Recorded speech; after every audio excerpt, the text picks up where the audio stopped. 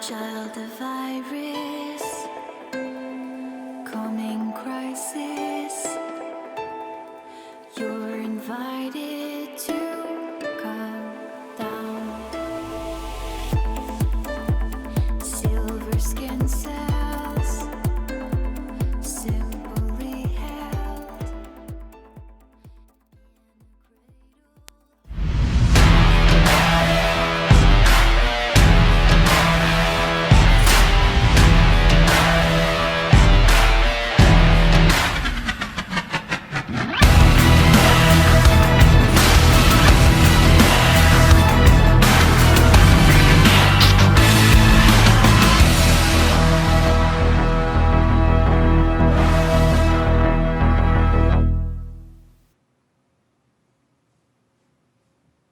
Welcome Counter-Strike fans from across Australia. I'm Jim Anesso. Joining me is PK Noodle, and of course we are bringing you live action from the CGPL, the Cyber Gamer Premier League Counter-Strike Go.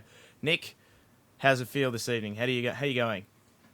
Yeah, pretty good. First of all, though, I'd like to extend our welcome, Jim, to people outside of Australia. I think that was a bit rude of you.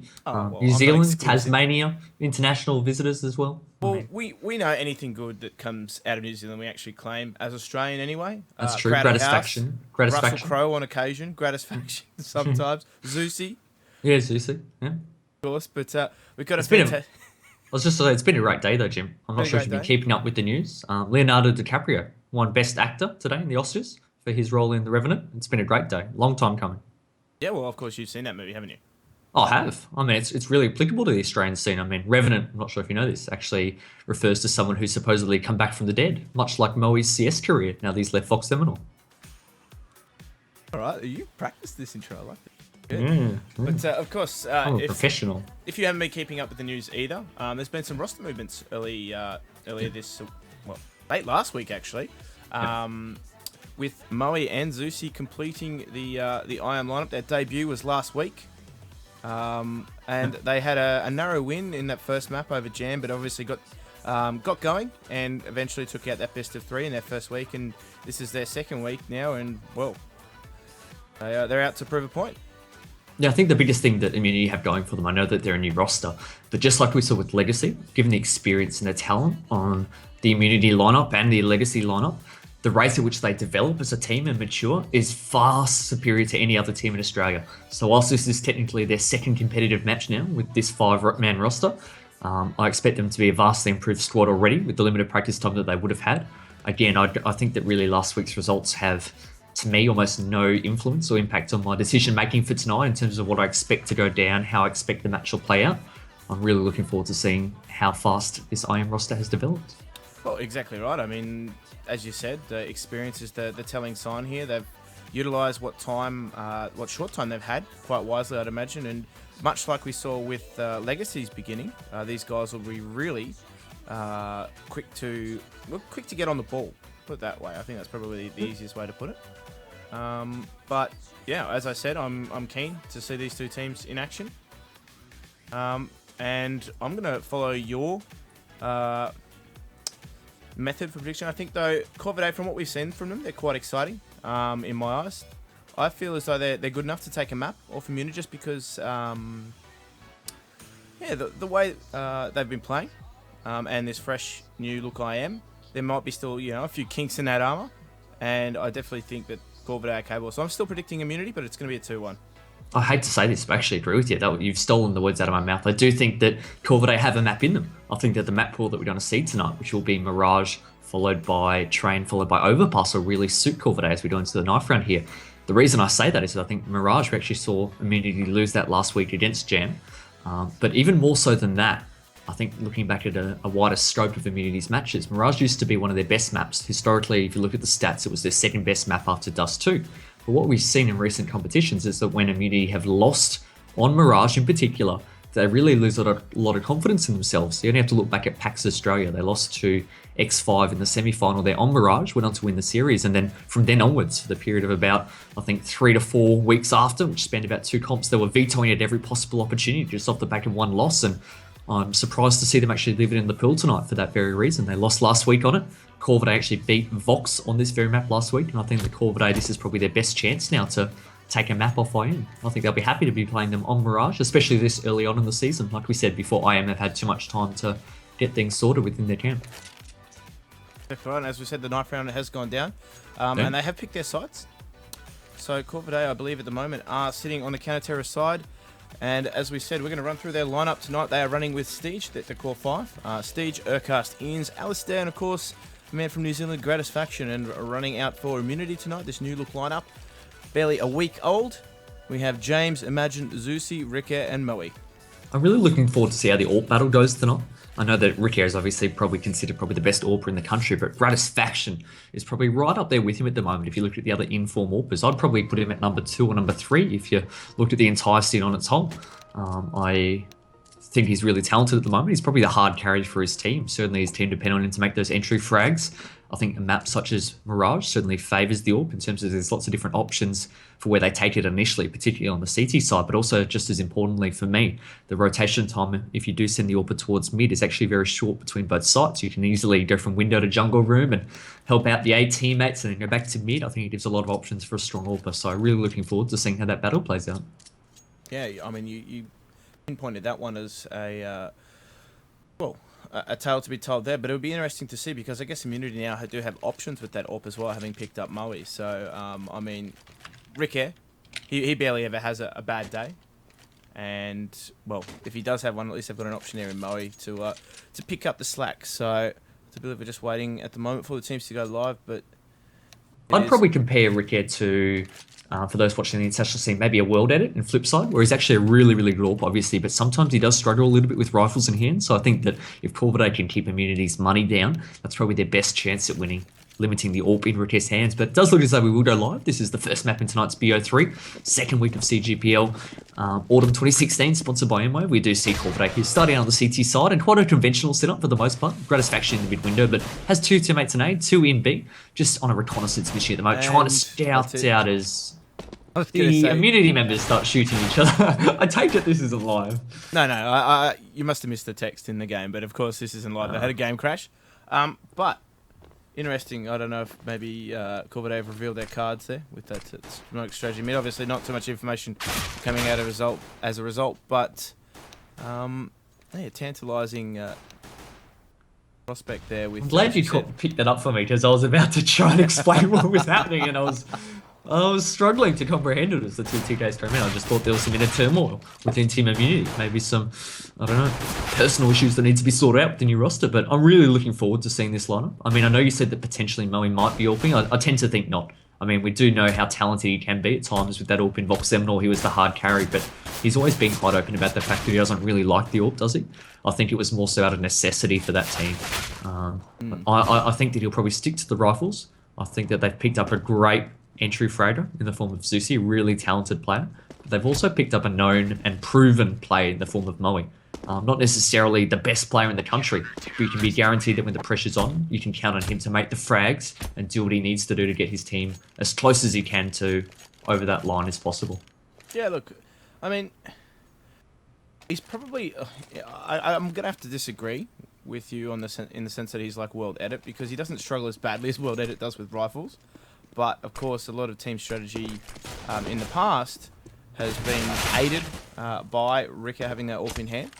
So, not so much he struggles individually, but more so the team sometimes struggle without that AWP in hand for him to pick up an entry. To me, that's one of the same. If the end result is the fact that his team's losing rounds if he doesn't have an AWP in the hands, that's all that I care about.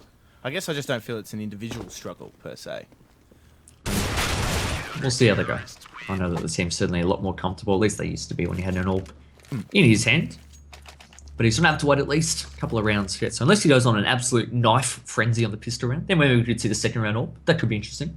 But other than that, we did mention the follow-up map. So we got Train as the guaranteed second map. And so that was Immunity's pick?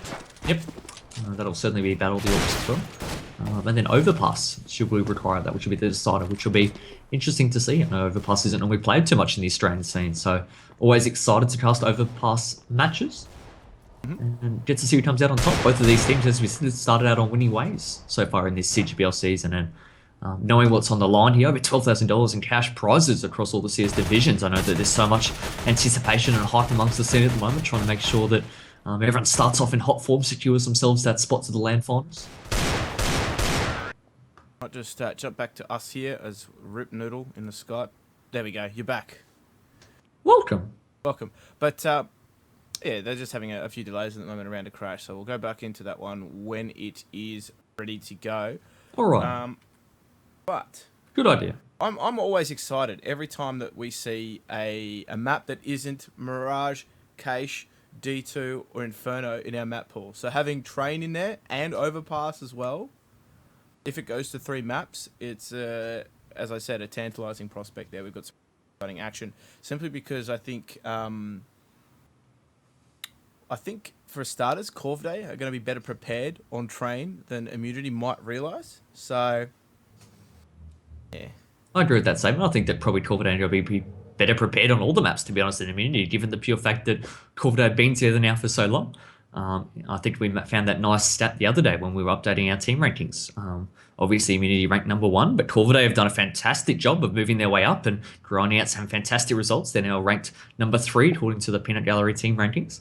But the stat that we found was that they've actually played 9 competitions over the past 3 months. And in 5 of those competitions, they've actually come first or second. Now, that's an incredible stat. That's more podium finishes than any other team in Australia over that same comparative period. Now, part of that is down to the fact that some teams haven't kept their roster together for over 3 months and don't have a shot at getting that many good results. But I think more so it's the fact that these guys have just been turning up and playing really well on a consistent basis. And they've been surprising a lot of teams, and I think thoroughly deserve where they now find themselves. And really looking forward to see these guys go from strength to strength. I do want to see them at LAN. I don't think as a unit they've played at LAN together, so I think that that'll be a good test for these guys and certainly help with their maturation. But yeah, they're going from strength to strength at the moment. I normally struggle with words like that, but you're exactly right. I've been practicing, right? These guys have stuck it out. They've essentially done the grind, the off-season grind. Well, we can't even call it the off-season anymore. I know you touched on that, but I guess during that busiest period, they didn't allow a lot of things to fall by the wayside. They essentially stuck it out and improved gradually after every competition. I mean, that's always healthy. Would be interesting to see, if they did bomb out of a competition earlier than expected, because I guess it's the rough times that sometimes tell, whether teams have that sticking power, that staying together mentality, because it only takes a couple of bad results to see people, already starting to pick apart the shortcomings. But I mean, yeah, they've gone from strength to strength from what we've seen so far, and as we said, it's a promising new young team.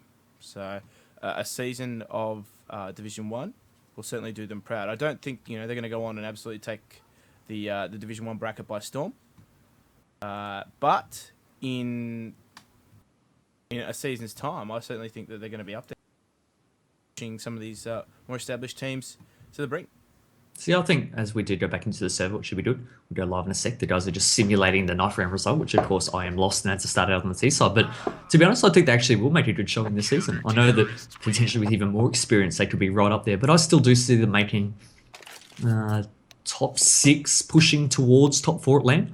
I think that the guys, as they now face themselves or find themselves playing better competition on a regular basis, it's really going to bode well for them. But take 2 here, as we now cut back to the pistol round. Hopefully we don't see any team killing from Immunity coming out. Of course, we are seeing IM starting on the terrorist side, so their new structure and new IGL, James, will be put to the test almost instantly in this matchup, having to orchestrate some terrorist rounds. We do see the CTs there bumping into each other, Jim, running out of spawn.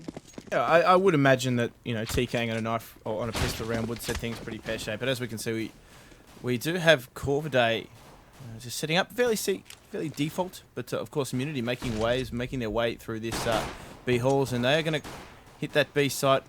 Emag does pick up the entry frag, but of course Urcast is now left to hold the site from short. He does pick up a frag there onto Emag, so it makes it a little bit easier now in this 4 versus 4. They will have to retake the B bomb site, but the bomb has gone down here in a high pressure situation now unfolding for Corvidae. Zusi actually spots out 2 there, and he's doing a good job of just staying alive at the moment, at least temporarily. Alice there, nice little headshot to take him down, and Terrace here getting sandwiched at the back of the site. Urcast grabs 1, not expecting the second to be there, but his teammate Grat will quickly jump up, take him down, and then finish the job onto James. Great retake there from Corvidae. I really like the fact that they were able to quickly, after that B side attack started to, initiate from the terrace. Their rotation was really on point there, so it meant that Immunity didn't have much success in terms of finding some good hiding spots for themselves. Well, not only that, yeah, I guess the read was fantastic, but of course with that 40-second bomb time, the CTs were right there. That had to be a firefight, and that's exactly what it was. That went right down to the wire. Trades coming out obviously in favour of Corvidae, and they were able to take that round. And as we can see, they've shored things up actually. They're taking this fairly serious. 2 rifles, 2 SMGs, and a P90. I guess that's a hybrid SMG if I'm going to call it that. But very cautious approach this round. Well, the player with the M4A1S Grat there in the window room nearly had James to contend with. It looked as though he was so tempted there to step up mid and try and take that firefight. You can see that though, Grat caught unawares as almost inexplicably he jumped up there and exposed himself to the underpass and paid the ultimate price with his life there as Urcast quickly tries to, I guess, bring some sort of order back to this round. Does get a nice triple there, so good work by Urcast. All of a sudden, that opening that Immunity had into the round has now been extinguished. Only one surviving member, James, who was at the top of mid to start the round and hasn't progressed too far south since. The pause will come out, so I'm just wondering whether he's got an issue himself. Is he actually firing back? There he is. But in any case, it's not much resistance. But Gratisfaction with an M4A1S in hand to jump out the window like that. Really, really fortunate that that didn't cost his team the round there. Very fortunate, but of course, pause has come out, and now, as a result, I mean they only lost 2 guns in that round, Corvidae, but they're actually buying up. Alistair picking up a rifle, so they're anticipating this rifle buy from Immunity on the pistol round. And they're rightly so. They're actually buying into this themselves. So 5 AKs to come out from Team Immunity. I was really surprised actually to see Grat, of all people, buying that M4 last round, given that he's the AWP in the team. I would have thought he would be trying to perhaps bolster his economy a little bit more, given that almost certain eco round that was going to come out from Immunity. But as it is, he's managed to, by the kind heart of his teammates, recover that M4 A1S. I might actually take it back towards, it looks as though he's heading towards mid again. A little bit more cautious though when he's set up, and again, Immunity, for their sake, really, really defensive here. But look at this push from Alistair, Jim. Has a chance to catch one of them off guard as he pushes Palace. This is a potentially massive play unfolding there, as he's going to get a lot of information. Potentially even catch Moe out, but Moe, the other there in the timing, and funnily enough, it actually comes out favouring Moe as he takes Alistair down. That push, of course, has been neutralised, and A side is left weakened, but Team Immunity are about to group up at the top of mid and to take control there. Well, despite getting that frag today, they haven't really capitalised off that fact yet. You can actually see 3 members of Immunity making their way down mid at the moment, but Urcast is actually just swindled in the smoke behind them all, spots the first. Can't quite convert onto the second there, though. He does get taken down by James. Again, Corvidae now find themselves looking at the back of those trades and asking themselves, potentially, can we find another frag, trying to give ourselves an advantage at this round, because they're still looking at a 3 versus 3. The bomb is now making its way back towards A, where Moe and his teammate there, I think EMAG, are very closely positioned at the moment. And the 2 CTs have made the right read. I mean, they didn't really have to go too far to do so, but telegraphing that A site is coming in with those smokes and flashes. The first frag does go into his way, and he's quite low though, so this could still go Immunity's way if they do try it out quite well. So, headshot there from Gratisfaction. Looking for the second, they do shut that A push down from Immunity, and the 5 AKs didn't quite work out the way that they would have hoped, but interesting counter push there from Urcast in mid. That was really, to me, the play that turned things back around in Corvidae's favour. Oh yeah, just a casual walk up catwalk in a smoke happened to catch 3 members of Immunity in the back. Unfortunately for him, he had an SMG because perhaps whilst he might have got some 6 Skriller out of that frag, he potentially had an opportunity to get a few more kills had he had a rifle in hand. We do see Immunity. They are a pistol round by, again, just trying to shore up their own economy. Heading towards that mid window where Gratisfaction, seemingly with no fear, jumps out again, and for the second time in 3 rounds, he's punished. Silly play by the New Zealander. And he's absolutely muffed it there, because he's allowed Zeusy to get not only his rifle but a frag with that as well, and now things have just turned in favour of Immunity here slightly, as they are going to make their way and regroup and try and hit a site. So at the moment it does look to be very B heavy, this push coming in from Team Immunity. Corvidae though haven't really made too much of an adjustment. They're just spread out between the sites. Yeah, there's not much they can really do. The Mirage is such a large map that as your forces get split, puts a lot of individual pressure on the players to try and hold strong and at least come up with something special. You can see, like you said, they are headed towards the B site, Team Immunity at the moment. They don't have any utility, so perhaps relying on that rifle in the heads of Zeusy to open the site up. But they're almost using him at the moment as that support player, trying to scout out the site players with the pistol players that they do have. You can see Steve does get the drop onto James. No big loss in the sense that that rifle is in Zeusy's hand still. He does get his 3rd for the round. Potentially has a 4th on offer. No, he does just turn away at the wrong time for his sake. Ince is quickly rotating through to the checkers, and I think also Alistair is making his way there now, so trying to create multiple angles for the T's to contend with. But as Ince has spotted out all of of a sudden, Emag trying to support his teammate. He doesn't want to put himself at risk. Moe there with a nice headshot. All of a sudden, it's all left up to one surviving member here. He is in a 1-on-3. His position not known just yet, but you can see he's having second thoughts as he does decide to back off here. This will be Corvidae deciding to save the round here, at least Alistair that is. And Immunity get you on the board here to start the night. Yeah, and just off the back of Gratisfaction's mistake in maybe bloodlusting a little bit too much for that at frag, knowing that IM were on that pistol buy. And as we said, costing 3 frags in the end, going Zeus's way. So really can't afford to give a player of Zeus's caliber an opening like that, because he will take any chance that he does get Timu to get that first round on the board. And, well, Corvidae have actually bought back into this round as a result of saving that one rifle. And an interesting gun round unfolding here, but Immunity going for some quick mid territory by the looks of things. Yeah, and Brad actually has the open hand this round, but he's actually taking it towards A with an early Palace pick, but no one there on the terrorist side, so no one to really contend with Immunity in mid at the moment. And I think they're a little bit surprised by that fact. Urcast and Alistair actually trying to rotate to try and lock it down and get some map presence, but Urcast is on the receiving end there of a great HE grenade to the face. He does go down at the hands of James. All of a sudden, Immunity with so much information. They've got Zeusy in that ladder room, Emag in mid-con, and really their pick of sights at the moment here as it unfolds down in this 4-on-4. And as you can see, Immunity just trying to place a bit of pressure on Canateris that are sitting in A. Of course, now that smoke has just blocked their vision and attempting to get a bit of a boost going here. In the meantime, they do go to try and collect that bomb in mid and still have their pick of the sites. But as you can see, thanks to the overlay, both James, I believe, and Lucy are sitting, also Emag and Lucy are in key positions. Not a fan of that boost. I'm glad they did get off it there, because with only 4 CTs left alive, you're really limited to watching just one choke point there where you do double boost. Although it is a good spot onto Palace, potentially a waste of a teammate in this sort of crucial mid to late round situation. You can see Brad at the moment, you can hear those footsteps, the flashes are coming in, so he's aware of the threat as Immunity do now swarm onto that A side. No smokes that are coming CT at the moment, but who cares as Rickhead does take down Insu, is really a little bit careless with his life there as he wasn't taking much cover, and as Zeusy does find one. They now realise that it's really just Rat to contend with on this A side, and the bomb's already committed. It will get planted here, so it's curious to me what Alistair can do in this sort of situation coming from short. Well, James does pick up the frag on Gratisfaction, and all on Alistair, as we said. He's got to go 3-on-1, but I don't like his chances at the moment. As we said, Corvidae having to force out last round. This will be a definite economic reset for them, and he just needs to hold on to his weapon here and try and get something done in the next round. He does take down Emag in pursuit. Zeusy is making his way through the B halls here, and James has actually opted to go through mid. So if Alistair just plays it the way he is, he should be able to save this weapon into the next round. But Corvidae just getting picked apart there. Immunity setting themselves up well at the start of the round, taking control of mid quite early. And from then on in, the Canateris had absolutely no information as to what was going on at all.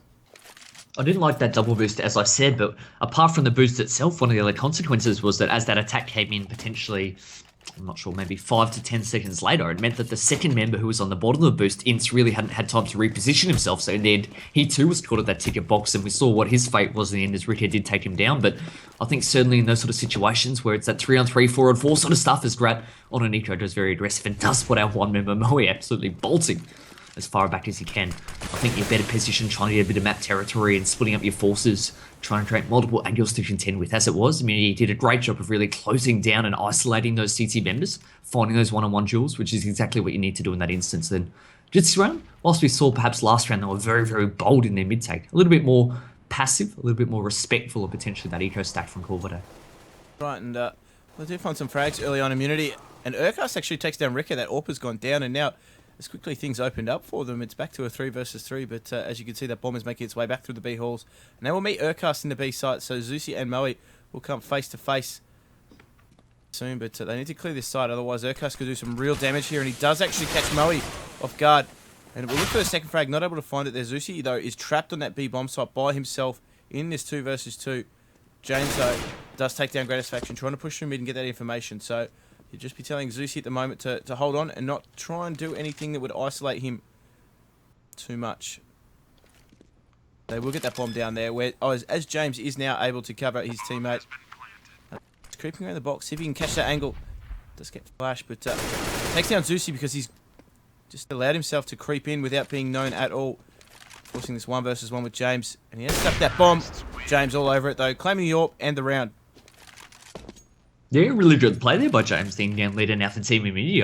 In my mind, just as he picked up 2 up, I was a little bit unsure about that play because potentially if that final member in the form of Alistair had gone very aggressive and had tried to close down that distance, it might have proved disaster for James in the end as he was forced to potentially try and make a nice reaction shot at close distance. But in the end, it was all too easy for him with Alistair sticking that bomb.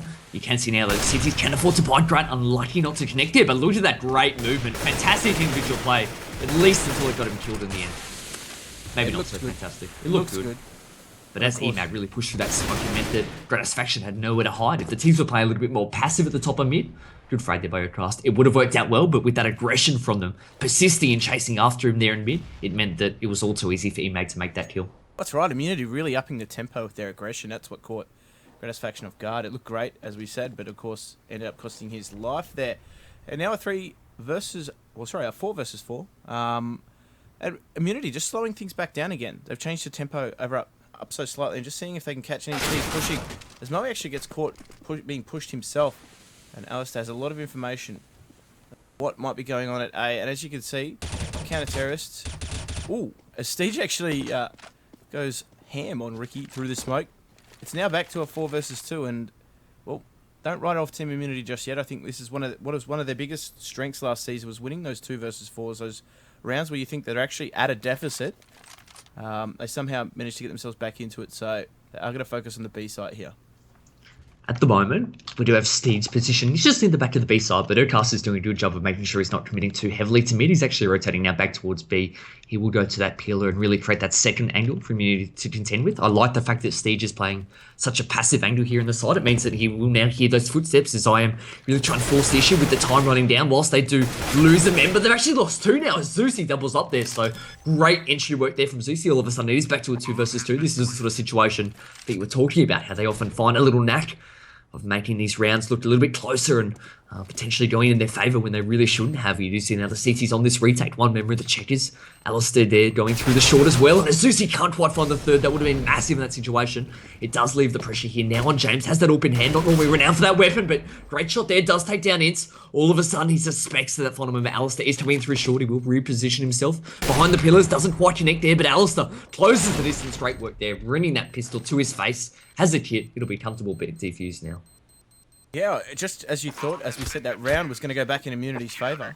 Corvidae turned it back in theirs, so a to and fro battle so far, but I think another pause has come in. I'm not too sure who called that because the action was so thick and fast, but Immunity. I think it was Immunity. They've just had one member drop out. I think we've lost. Who have we lost? We've lost Ricky, I think. Yeah.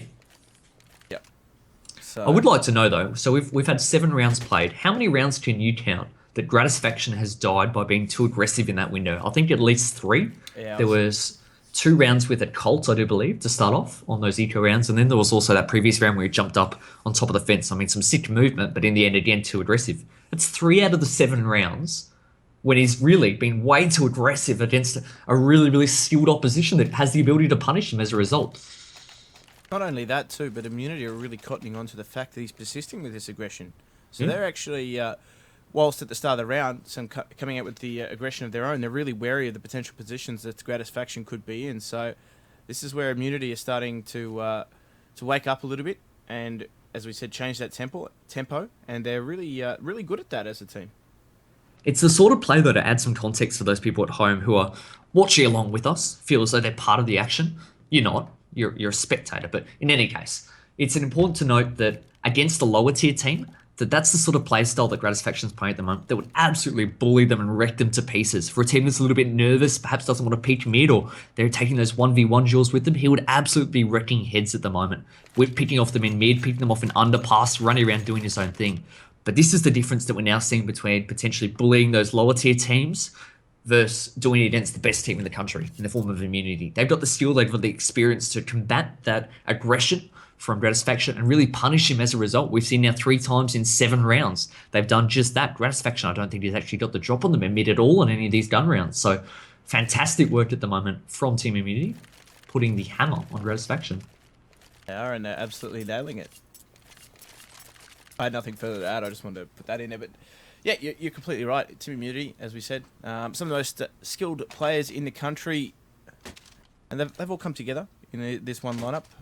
And the OzCS scene at the moment, I guess, is really, really interesting because there's been, as we said, some big shake-ups leading into the season, particularly lineups and players shuffling around. The OCE shuffle is alive and well as a phenomenon and as a reality for these teams. But this is where these teams are really going to assert themselves in these first couple of weeks. Whether or not they gel immediately is going to be put to the test, and it was going to be interesting coming into the end of the season how many teams tried to make that late run as they finally started to work things out as lineups. So definitely stick with us for the duration of this season. It's going to be an absolute cracker because these teams are, as we said, in a what we call it a rebuilding phase, don't we? A lot of them, and the landscape, as we said, is constantly changing. Looks as though the unpause has come in. I think at the moment there's a bit of confusion amongst the ranks as to whether the players can actually pause again, but as a result of that time expiring whilst the players were conversing between each other, the match has now restarted despite the fact that Rich's PC hasn't restarted. So it looks as though Immunity for the time being will be playing with 4 players, so this is interesting to me. We'll see how well they go. It looks as though all players in the server had agreed to keeping it paused until he was back, but in any case we now find ourselves with Immunity forcing the issue with only 4 players. And it looks as though Alistair going very aggressive here. There was really no need for that, given the fact that they, in essence, had that man advantage off the start of the round. So all of a sudden, it's turned into a 4 versus 4. An absolute gift there from Team Corvidae. Yeah, that was an absolute gift. That was rather silly, given that they had that man advantage. And I don't know, again, teams with a man advantage on CT side pushing, to me, that makes no sense, ever. They are resetting. And as a result now of having to go 4 versus 4, they've set themselves up for an A site here at Team Immunity Camp. And of course that one lurker in the B halls. And they're just waiting to see whether or not any other more gifts are going to come their way. Well, yeah, they're being patient. They've got plenty of time still. 50 seconds. Emag will lead the charge in. Does spot out Inst there behind the flame box now. He's actually backed off towards City Spawn. So actually no A defenders at the moment for Team Corvidae. Immunity not quite recognising that just yet. But perhaps when they do progress now into the site, they'll quickly realise that it has been given up here. Corvidae opting to play retake. They don't actually have many grenades to support such a strategy though. Only 2 flashes across the team at the moment. So they're actually going to need to make some shots and perhaps contest as these T's do come in. They're losing the chills though. James with the sick frag there on Prestige. He's now really got rid of and eliminated the presence there that Team Corvidae did had in mid. It's now a 4 versus 3 and James in a great spot here. Right, and Emag just cleaning up the city ramp quite quickly there, and now things are turning back. Gratisfaction now at 3 versus 1. Does miss that shot onto Moe, but of course, potential for collateral there. But nonetheless, Corvidae do lose that round as a result of just taking some aim drills that they didn't necessarily need to take early on. And Team Immunity, despite being a man down at the moment, have capitalised. Jeez, that's going to be heartbreaking for Corvidae, but it's all by their own fault and undoing in that instance. Like you said, Corvidae pushing through the palace there. Alice there it was, losing his life, turning a 5-on-4 instantly into a 4-on-4 without any real need. I know we're being a bit critical tonight, but I guess when you're up against the best team in the country in the form of Immunity, you can't afford to be making these sorts of errors or misplays. I think that it's really a team that will be punishing you if you do. Overstep the line, as we did see them in that instance, trying to be overly aggressive and push the issue too much. We do see that the pause has now come in, so the Richard can get back in the server. It looks as though just from the team chat that, again, the players have agreed to it, but curious to see whether they keep it paused this time or not. I'm not sure.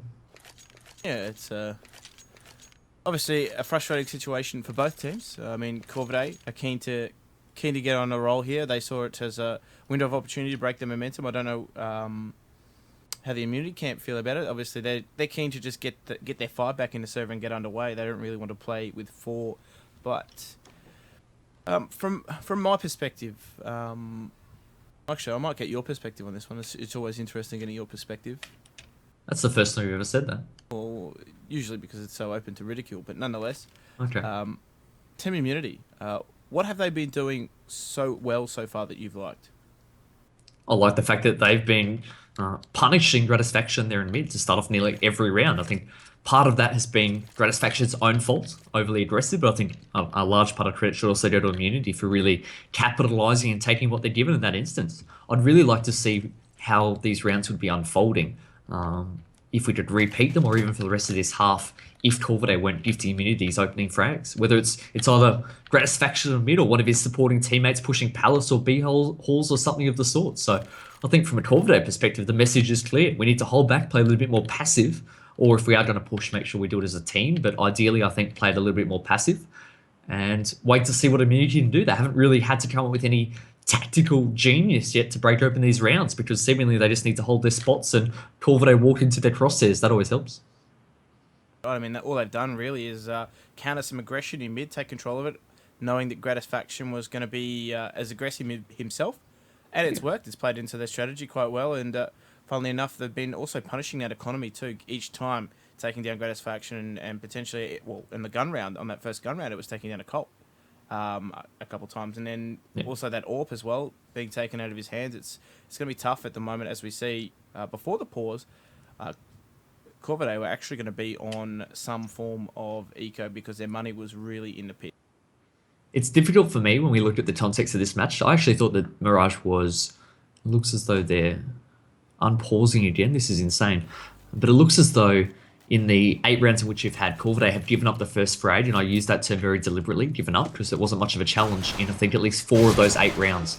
I thought that this was their best chance of a map, but at the moment, they're just making so many silly little mistakes that it's just really gifting IM an opportunity to get some momentum under their belt. Again, we go live 4-on-5, so Ricky, his cardboard PC not quite working just yet, but hopefully it does turn on soon for his team's sake. But having said that, they did win the last round with only 4 members, and this time Corvidae not as well prepared. They've got scouts in the hands of Vince, but his teammates just on pistol and armor in that instance, so it looks as though it is an A attack again coming their way. Alistair does spot out some presence, calling to rotate now, but for the time being, Immunity not in a rush to get onto the site. Taking their time, and of course, knowing that they're potentially navigating an anti-eco around here, Ins, that man with the scout, has actually done a little bit of damage. So Moe's been taking Palace. His Gratisfaction takes 1. Looking for that second, though, and that gap in the smoke is really going to punish them. But Moe's gone from punish to punisher as do make their way onto this site, and they're actually just getting the frags as they need to. This is where Immunity need to stick together, but they've got to make that dangerous cross towards the site as Emag does take down Urcast, and just Gratisfaction and his Deagle and his Dream to deal with, but going to need that bomb, and without any smokes, and now they know Gratisfaction's position is he does take down another one, looking for that third for the round. Good swing things back as he does find his third for the round, looking for that fourth and the round win. Entering into that battle with Emag, just darting around the box, doing the dance, but this is tense here because Immunity are actually being put under a lot of pressure from an eco. Oh, with the jumping Deagle. I'm done. I'm out. I'm tapping it. I'm packing it up. That was a ridiculous round from Gratisfaction, and, well, you can see what all the hype's about. Do you still call it a team down if you only get a 4K when the team has 4 rounds? Is that still a team down? I believe it's just known as going huge. Going huge. Well, in any case, he was channeling his inner infrequent in that instance with a jumping 1D. That was a sick shot. I mean, that was a 1v3 in the end, but I think our reaction says it all. That was a sick kill. I think Immunity probably going to be a little bit disappointed, but I mean, what can you do in that instance? That was sick. What on earth did we just all witness? Oh, dearie me. Well, that was a sick kill. Gratisfaction, I mean, he's probably made up in that round for perhaps 3 or 4 of his misplays earlier on, because that was great to watch some fantastic individual play there coming out from the man. We did talk up his skills beforehand. Hasn't quite had the best night so far, but perhaps that might all be he needing. That is horrible English, but in any case, maybe he'll be on fire again now. But we can't even come to terms with just how huge that was. Yeah, my mind is blown, Jim. Zushi's going to try and inspire his team the same way. But Urcast has just pushed top mid there, taking down James. That bomb, though, is, as we said, just separated from the team. Moe does have an AK, but only 5 hit points. He does take down 2, though. So a glimmer of hope here for Team Immunity in this round is now they brought it down to a 2 versus 2, but they're going to have to take the fight. See, that bomb is absolutely... well, nowhere near them. Zusi does find another frag and now forces this 2 versus 1. In the meantime, we're recovering from last round. We're not preparing ourselves for this current round. And both Moe and Zusi, the new players for Team Immunity, are finding their way back into the round as Urcast does grab Zusi. And now forcing a 1 versus 1 with Moe. 5 HP, that SMG, of course, in Urcast's hands. But at the moment, he does not really have any information as to where that bomb may have gone. Yeah, I'm not really sure what he was doing there at top of mid, to be honest. Seemed like such a strange place, especially with the time ticking down. You had to realise that Moe would have made his way in towards the side. Moe has positioned himself at centre box and does a lot of damage there onto Urkas, but crucially, despite the advantage that he did have with Urkas not knowing where he was, Corvidae still have some hope here in this round with Urkas still on 45 points of HP, or 48, I should say. You can see he's just playing the time at the moment. Doesn't have a kit though, so whilst he now has 40 seconds to defuse the bomb, all that time slowly evaporating. He's doing a great job listening to the footsteps, just biding his time there. Urkas hasn't got the frag, does now, but I think the time now has come and gone for him to win that round. Good job there by Moe. Urkas will save that gun, it looks like. Yes, just escapes the bomb radius. Immunity win another round with 4 players. Yeah, they do. And again, off some aggression from Corvidae that wasn't really warranted. So, interesting is that, Gratisfaction was given a lot of confidence by that round. And again, off the back of some mistakes there, Corvidae being punished. But now, some immunity. Trying to scout out whether or not they know Corvidae are eco. They do take the frag on either side. Moe and Emag funnily enough, both AWPing as Emag takes down a second there and will be pressured. A-ramp.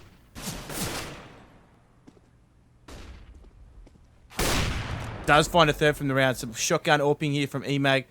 And this is an interesting round as it seems because Corvidae really aren't trying to force the issue with some aggression here.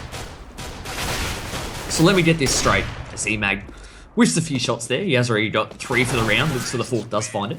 In the 4 rounds in which have been played with Immunity having only 4 players on the team, obviously Rickhead dropping out due to some technical issues and not being able to get back in the server just yet, Immunity have won 3 of those 4 rounds. I think from a Corvidae perspective, that's got to be really, really disheartening. I don't care whether your team is on buy or on eco. When you're up against 4 players, you'd be backing yourselves most times. I think especially these sort of top tier players who have a lot of self-confidence, a lot of individual skill, as we've already seen glimpses of it tonight from Corvidae. I think even with pistols, you'd be backing your chances on winning the round. So I think for Team Immunity, they're absolutely riding dirty at the moment, given the fact that they've won 3 out of those 4 rounds. But they do, and well, just making their way here towards that B bomb site, as you can see on the overlay. Just one member, Emag over at the A site, just making a nuisance of himself. He just does dart out and will lose his life in the A. They do actually have an AWP as a result of taking Emag down. And they're doing actually with it. They're just trying to see whether or not they can save it. Or did he have an AWP? I'm not too sure, funny enough.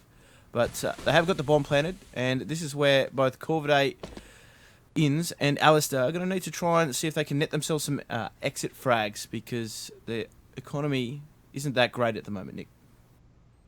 It's not great, much as the round situation isn't great for them at the moment as well, as they're looking at soon going down 7-5 on the scoreboard. If we take a quick look at the scoreboard, you can see that Immunity as well have actually won what has been, I think, 7 of the last... No. Let me do that again. 7 of the last 9 rounds. So I do get my maths correct in the end. But I guess the point of Mag is they've got all the momentum at the moment, and they've only got 4 players in which they've managed to steal that momentum. So looking really strong. Even when they're sacrificing players. I mean, I was surprised that round to see that Emag actually committed to the A attack. We saw him get that trade deal as he came out of Palace. I thought that given the fact that they had 4 players, they might want to send all 4 to the same choke point. But seemingly they can do no wrong at the moment. Great play by Immunity.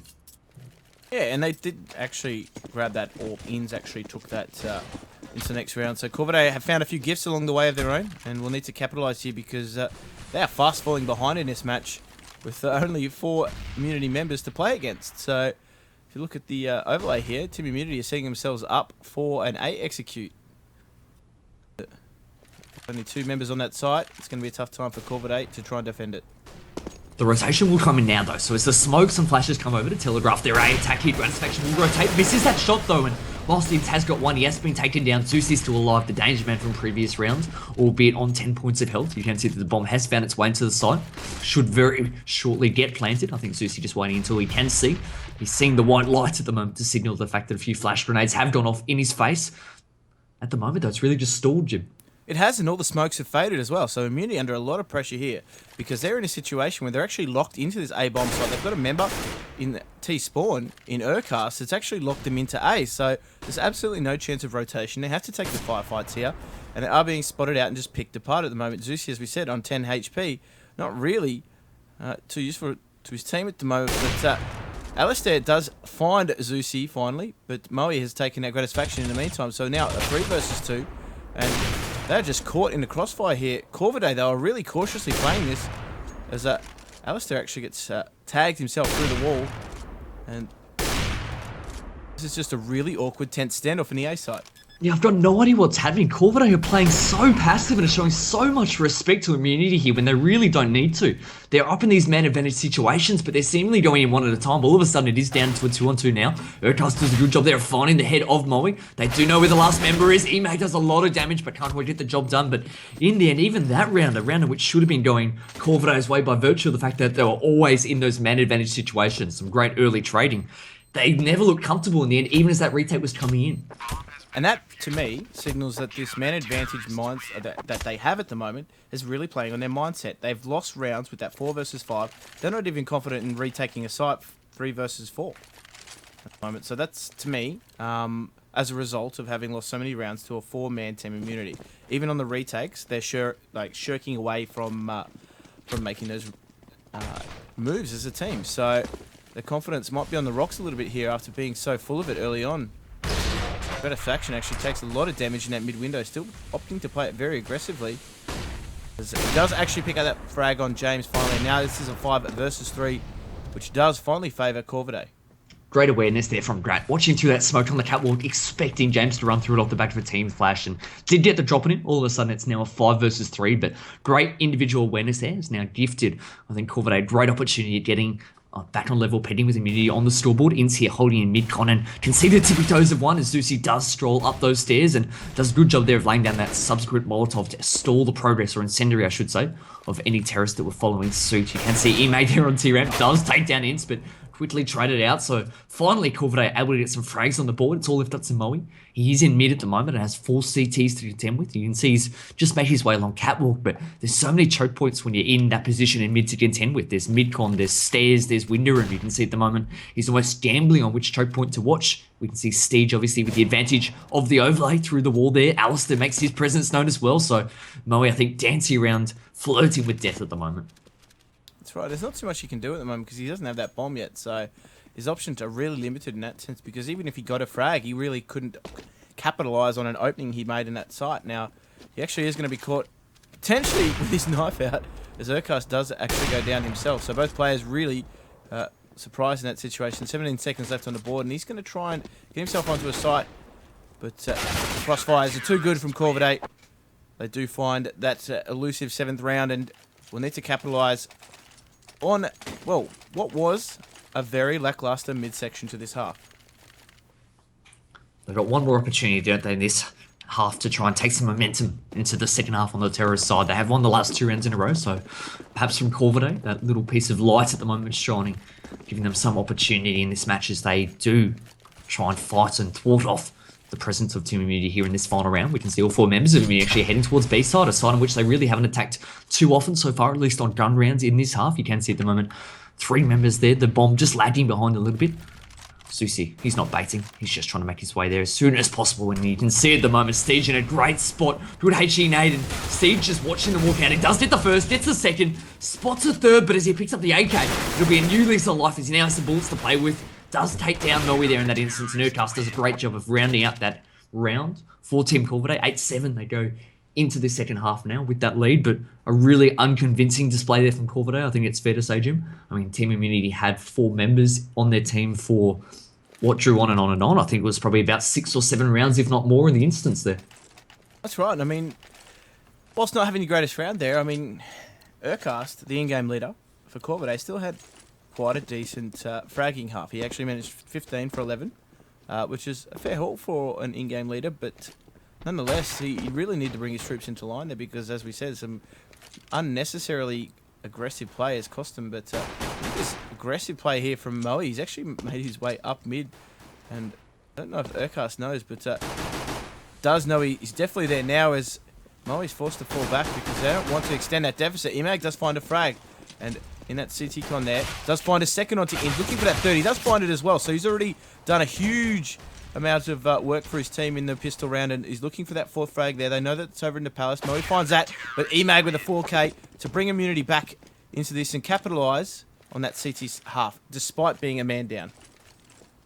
If Corvidae lose this match 4 versus 5, I'm single-handedly putting them back in CGI.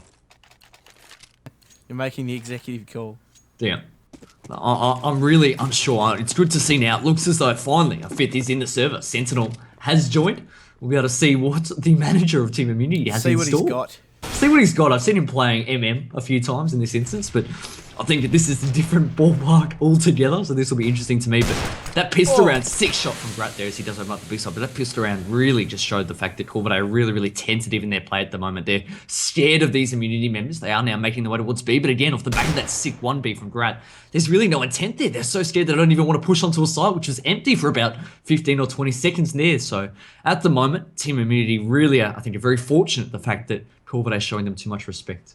Right, Mo's also down to 3 HP himself, so an interesting situation, but both teams are just in this awkward send-off at the moment. Sentinel actually gets his first frag in the round and pick up that, just get away with it. He actually does collect the Tech 9, so Steege will be fast in pursuit here, but they are going to put pressure on this A site, Corvidae, as Sentinel does get taken down in the cutout.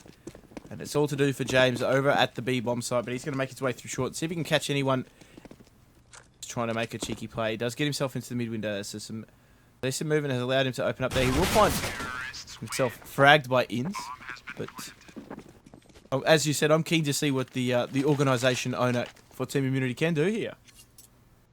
Yeah, well, he's struggling for cash at the moment, Jim, with only 1.8k. Well, that's as a result of joining late, but the rest of the team are struggling at the moment. You with didn't their even cash. get the reference, mate. That was really edgy. Okay, well, in any case... 3 edgy, 5 me. Yeah, okay, well, in any case, we do see Immunity here. They are on an eco, and as expected, I think losing that anti-eco in the past round is really going to come to hurt them in the sense that they'll probably be forced to eco 2 rounds here just to try and build up that economy, but that's all the more opportunity here for Corvidae to try and extend their lead. They now lead 9-8 on the scoreboard. You can see Immunity here pushing 2 through Palace. They might be able to catch one off guard, actually, if Urcast doesn't have his whereabouts. Does spot them both out, and they do a fantastic job actually lining up for him so he can get the double kill. Good work there as the rest of his team make their way towards B. Grad takes a lot of damage, but good reaction there onto Zeusy. Takes him down. Zeusy unfortunate not to be able to convert that frag after getting that early dink onto Gratisfaction. And this will now be another round going Corvidae's way. They'll bring up the double digits, and finally I think they've overcome that hurdle as now with Immunity with 5 members in the server. I think the mind games are over as Corvidae can now win rounds again. Well, don't count out Sentinel yet. Okay. 5 versus 1. He's on the A-bomb site. Of course, he'll just be looking for a frag here to see whether or not he can take a gun into another round, but Ian's is just lurking around that corner. Does take him down eventually, so Team Immunity there are now down 10-8 and do have a 5th member in the server, but sometimes 5th can put a little bit of extra pressure on an economy. Nonetheless, they are on another eco here as a result of just suffering from that CT economy, Team Immunity. Most definitely. They're just looking forward to what should be the first gun round next round, but not to make a big deal of this, but Sentinel's actually invested in a P250 when the rest of his team are on eco. Now, there's no way I'd be getting my manager to be buying anything on these eco rounds. Certainly you want him to be ecoing as much as possible, as Corvidae still wants the A site with great effect there. Surely you'd want him to be building up as much of a bank as possible to give, I'm not sure, Zeusy a gun, or Moe a gun, or Emad a gun when required. He doesn't need to be going for those sort of frags in that instance. But 11-8, we now move on to the first gun round. Grat has that AWP in hand. We saw that he started to light up a little bit at the end of the first half, and James will be his opposition here, and Moe, the double AWP setup. Yeah, an interesting and heavy investment coming out from Team Immunity with 2 AWPs in the mix that can really swing things back in Corvidae's favour if they do go down in this round. So we'll see if the risk pays off, but as the overlay tells us, they've gone really aggressive here in mid, but James does miss his first shot there. Does get taken down eventually, and they're making it work though, Gratisfaction and co. Is that they do open up that B bomb site, but the bomb's not there. Well, that's right. Steege at the moment realises that he's actually trying to make his way back towards T-spawn at the moment to recover the bomb, but his concern is potentially that CT push. He knows that Emad pushed that mid earlier on. I think Alistair lost his life in mid, and Steege isn't sure at the moment whether that bomb is safe or not. So Gratisfaction's in the B side, trying to get some frags and stay alive for as long as possible, but he gets taken down all of a sudden. The T's have lost the map territory that they did have. Urcast in A at the moment calling for that rotate, but Steege is in B, asking for Urcast to rotate back to him. I think both are just hoping that their teammate can come up with something to win them the round, but at the moment, they're falling down one by one like toy soldiers at the moment, and not much is coming of this round. Oh, they've got to go get that bomb, and Steege still hasn't got there. So in the meantime, Greatest Faction's actually timed out. So they might find themselves on their own pause here. But with 39 seconds, as Greatest Faction rejoins, we do breathe a sigh of relief. This match does not need another pause. He has 30 seconds to work with and 3 team immunity members to contend with as well. So he's going to make his way through mid. See if he can find an opening on one of these sites. Of course, team immunity just consolidating, watching the sites, just checking at this point to see whether or not he's going to make some form of play.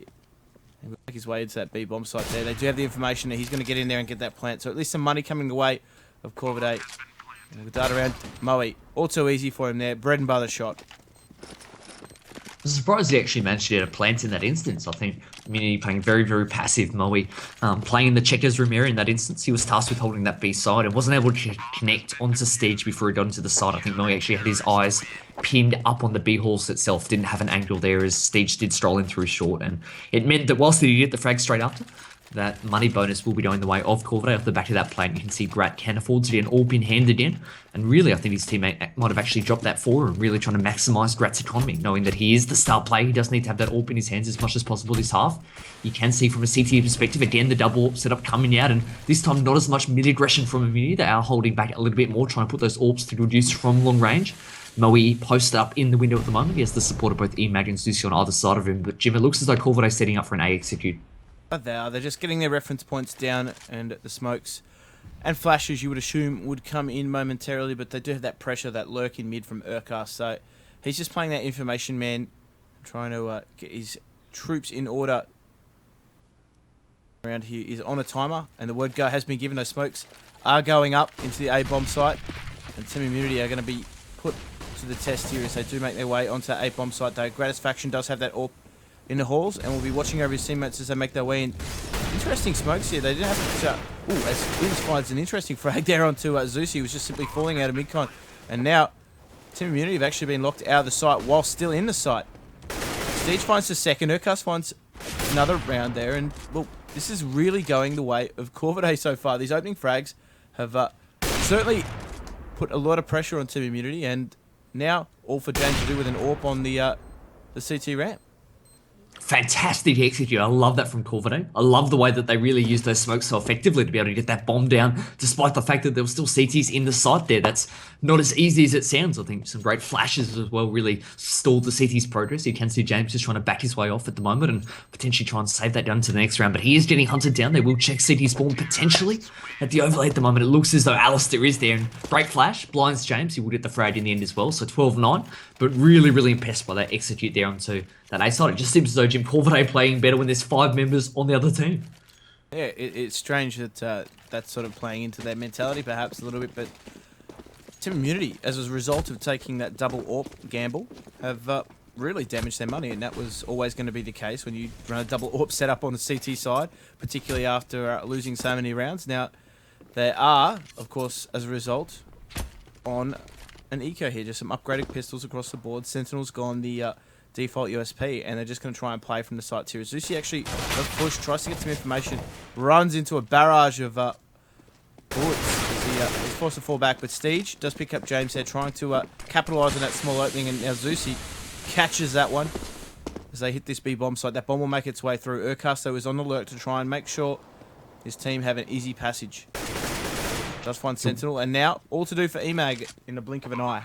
Yeah, not going to happen for Emag in this instance. Maybe if he's lucky, he could find 1, possibly 2 kills. But at the moment, Corvidae seemingly have come alive actually in these last couple of rounds. It feels as though all of a sudden there's a little bit more energy in the team at the moment. They're moving onto sites a lot faster when they're getting the frags. Even now, you can see the players really just running around hunting Emag, trying to get the frag, and a lot more movement than we saw earlier on in the match. Certainly, at any point in the first half when there were only 4 members. They were so timid, we were saying. Good work by Ince getting that final frag there. But I like the fact that Corvidae now seemingly have let go of that shift key. They're running around a little bit more. The tempo is increased. And as Immunity force a buy in this instance, it's really a compromised one at that. They've got 3 for masses and AWP in the hands of Mwave.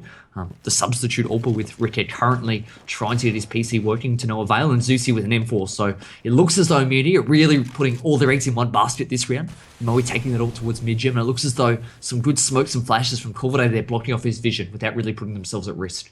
That's right, and Greatest Faction actually picks up the frag onto Sentinel, so doesn't too much information as to what happened there, but Alistair does catch Emag trying to push, and now with a minute 30 left in the round, Team Immunity are down to 3 players already, so some aggression of their own is being punished by Corvidae. Corvidae now have the luxury of just taking their timing, setting themselves up around the sites. They really do have their pick at the moment, and whatever they need to do, they just need to group up and hit it, because as we said, the rotation times between sites is James tries to square the ledger, actually cops a team tag from Moe with the AWP, but they're making it work. Team Immunity James picks up 2, Zeusy picks up another, and it's now swung back. The pendulum is in favour of Immunity. This is absolutely nuts to see Corvidae at the moment. I think really losing members in that A site really without putting up much resistance. They will now quickly capitalise and pounce onto the B side. And Alistair there does a good job of getting one and the second as well. Moe missing that shot, but really in no man's land there where he had to do or die with that connection there. James moving into the site now in a 1-on-2, making it a 1-on-1, spots out that last member, and really does a great job there of taking out Alistair as well on the site. So the in-game leader and captain now of Team Immunity doing a fantastic job of keeping his team's hopes alive. But given the fact that he was the only one to survive in that round, all of a sudden Immunity is still in a similar situation, where they need to invest everything that they have into this round. They need to buy up, obviously, but they're going to be very strapped for cash, and potentially another round loss could really signal the end for Team Immunity here. That was a really interesting round. It was just a case of a 3 versus 5, then down to a 3 versus 2, down to a 1 versus 1. That's how quickly things traded out here, but of course, T Economy allows Gratisfaction to buy that AWP and is going to catch someone out there as that smoke does provide a little bit of cover, but look at the numbers. The forces have amassed on this A site. They're actually going to get out there and try and hit this A bomb site, take the fights nice and early. They've done a great job of really getting up into the faces of IM there. Sentinel having no idea that Urkas was beneath him, and Stige does take down James in the shadow. It does mean that, again, it is another 5-on-3 situation in favour of Corvidae, and this is what we talked about, the fact that IM now on death's door. They must win this round, otherwise they're going to be crippled for economy. Moe at the ticket box does it, taken down by Grat, so the AWPer on the terror side winning that kill. Zeusy quickly recovers it, but you can tell the intent is to try and save that gun into the next round. They've given up hope in this instance. Great work there by Corvidae, showing that, again, that A execute proving wonders for them, and as Emag drops down into the window, it was either the bullet of Urcast or the Molotovs of Urcast. In the end, he decided that the bullet was a more suitable death, a much more honourable death, but it doesn't prove to be much good here as Team Immunity now find themselves down 14-10. Not much money to play with. It's so important for Zeusy's sake and for his teammates' sake that he can survive with this AWP. Even if he doesn't keep it for himself, he needs to have it to offload it to his teammate, potentially Moe next round. But as the pressure comes in from Corvidae on all angles, he will lose that gun. Great work there by Corvidae. The economy of Immunity is now reset, and Corvidae looking at 2 potential rounds away from a first map victory. Right, it seems that as though they've gotten over their fear of 4 IM players by just taking a more aggressive stance. I mean, I don't know whether it was the fact that obviously they're playing with their manager. They didn't really have too much of a choice at the moment if they wanted to play with 5, but Corvidae now are playing much more freely. They're hitting the sites, and of course IM at the moment really can't keep up with it. They do find a frag there. James does find one before he's taken down. Moe does actually find one on a flank here, so they are starting to box Corvidae into this B bomb site. Urcast on a lurk in mid, but they've got to eliminate them before the bomb goes down. Moe does get taken down, and Zeusy gets left alone in the apartments as he gets taken down himself. But the pace is just so much faster at the moment as Ince does convert that final frag. You saw him charge out. He was the entry frag in that instance, and he absolutely bolted down the B halls, went past the kitchen, jumped out the window. No avail or no fear for his life as he jumped out a 1-story building in that instance and landed safely, no broken bones. But just the pace has really gone up another couple of notches for Corvidae, and this is what needed to happen. We said that when they were playing so timid, that's when they were losing rounds. And at the moment, they're looking the goods. They now have 5 match points as they head towards this B side. You can see that they've got an AWP in hands, but at the moment it's about 4th in the ranks as his teammates go in front of him. The cannon fodder in that instance. Grat does connect there onto the jumping Zeusy. All of a sudden, the B attack, I think the game is now up, and you're rotating members as quick as they can over towards that side. And James has done a good job at the moment of stalling that progress. This is where Corvidae potentially in the past have really lost their way and the pace has slowed down, but for the time being, crucially, at least their teammates are still alive as they decide to back off here. They do back off and under the cover of that smoke, but James is able to capitalise in the meantime. He does find himself an upgraded gun. Sentinel actually finds a scout frag as well, so the manager putting in for the team in their time of need, but awkward balance at the moment. They're in limbo between deciding whether or not to try and take this up and looking for another pick. So Immunity are just playing the game. It should do a lot of damage. Funnily enough, it doesn't actually do that much damage to Emag, but that pop flash needs to step on that one, and they do actually get taken down. Both Stige capitalising on those frags. Now Mwave is left to defend this site solo, waiting for his teammate to get across. Sentinel a long way away. That CT rotate is only just coming to fruition. Inta's actually lagged out, so all of a sudden Gratisfaction now needs to go 1 versus 1. His teammate's actually disconnected from the server, so his presence is known. He actually fakes out that palm in the B side there. He knows Moe's around that pillar and just trying to tease him coming around that corner. Looks as though actually will commit to the bomb this time, so Moe's slowly moving his way in. Grat does spot him out, doesn't quite connect. He's down to 3 points of health, steps out, he connects. Corvidae win the first map 16-10. Great individual play there. Gratisfaction coming alive in the second half for his team just when his teammates needed it. And Corvidae, the underdogs, do take the first map.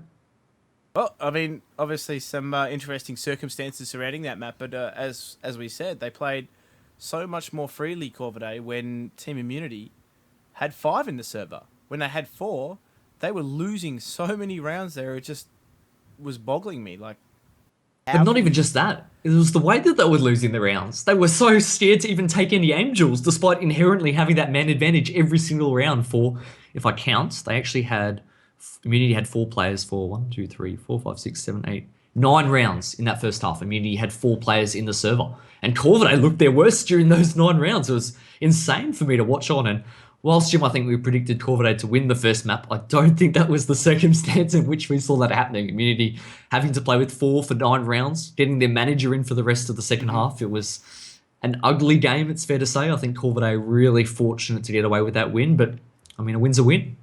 Yeah, or a win's a win, no matter which way you take it.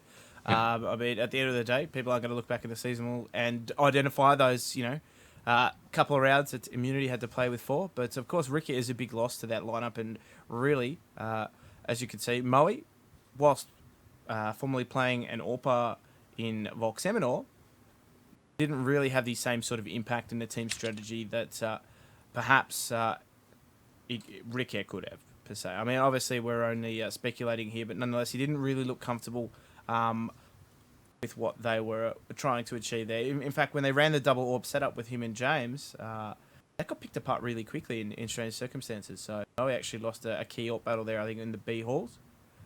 No, that was James that lost a B orb battle in the B halls, but still, he didn't really look as comfortable as perhaps he would have if Ricky was in that server. Yeah, look, to be honest, I personally don't, and I don't think you can really read much into Immunity's performance in that first map. I think given the fact that they played with 4 members for nearly the entirety of the first half, 9/15ths, that's right, and I think they played with their stand-in, obviously their manager, Sentinel, Tony Sentinel, for the entirety of the second half. Obviously, the chemistry was either going to be non-existent or very, very little at all, so I think potentially players making frags or not making frags from an Immunity standpoint is almost void in my eyes. I think that match was almost entirely a write-off in their own minds, even when they got Sentinel in the server. They know it's not Ricky. There's no way you can ever make a comparison or hope to between Ricky and Sentinel. Any strats in which they'd practiced, albeit on the CT side, are all null and void. We saw that Sentinel in the end finished with 3 kills in that entire second half. So I think there's very little that you should probably read into the Immunity game on that Mirage map. I think the biggest things to take away from me were probably from the Corvidae side, where we actually saw them really struggling at the beginning in circumstances in which they shouldn't. But then by the same token, to their credit, we saw them stepping up with those adjustments to their game that we did like in the second half. I think that map was much more of a reflection on Corvidae, the positives and negatives, than Immunity. And I'm hoping that potentially with this break in between maps, it might be an opportunity to try and get Ricky back in the server from an Immunity standpoint, because I think that would almost serve as a mental refresh for the guys. Knowing that they've got their full lineup back in, they'd feel more comfortable, they'd feel at ease. They know it's still 2 maps to play. Of course, CGPL being a BO3 encounter.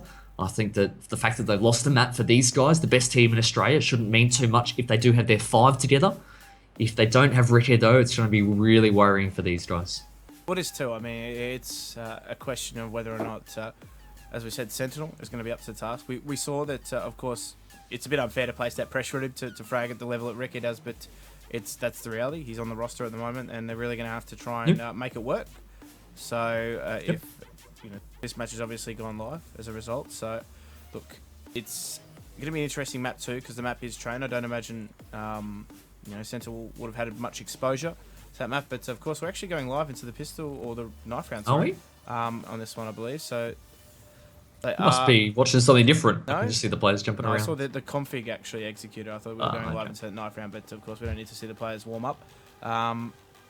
But yeah, it is going to be an absolute battle for team immunity because I don't imagine Sentinel would have had that much time to know the current meta of the map train.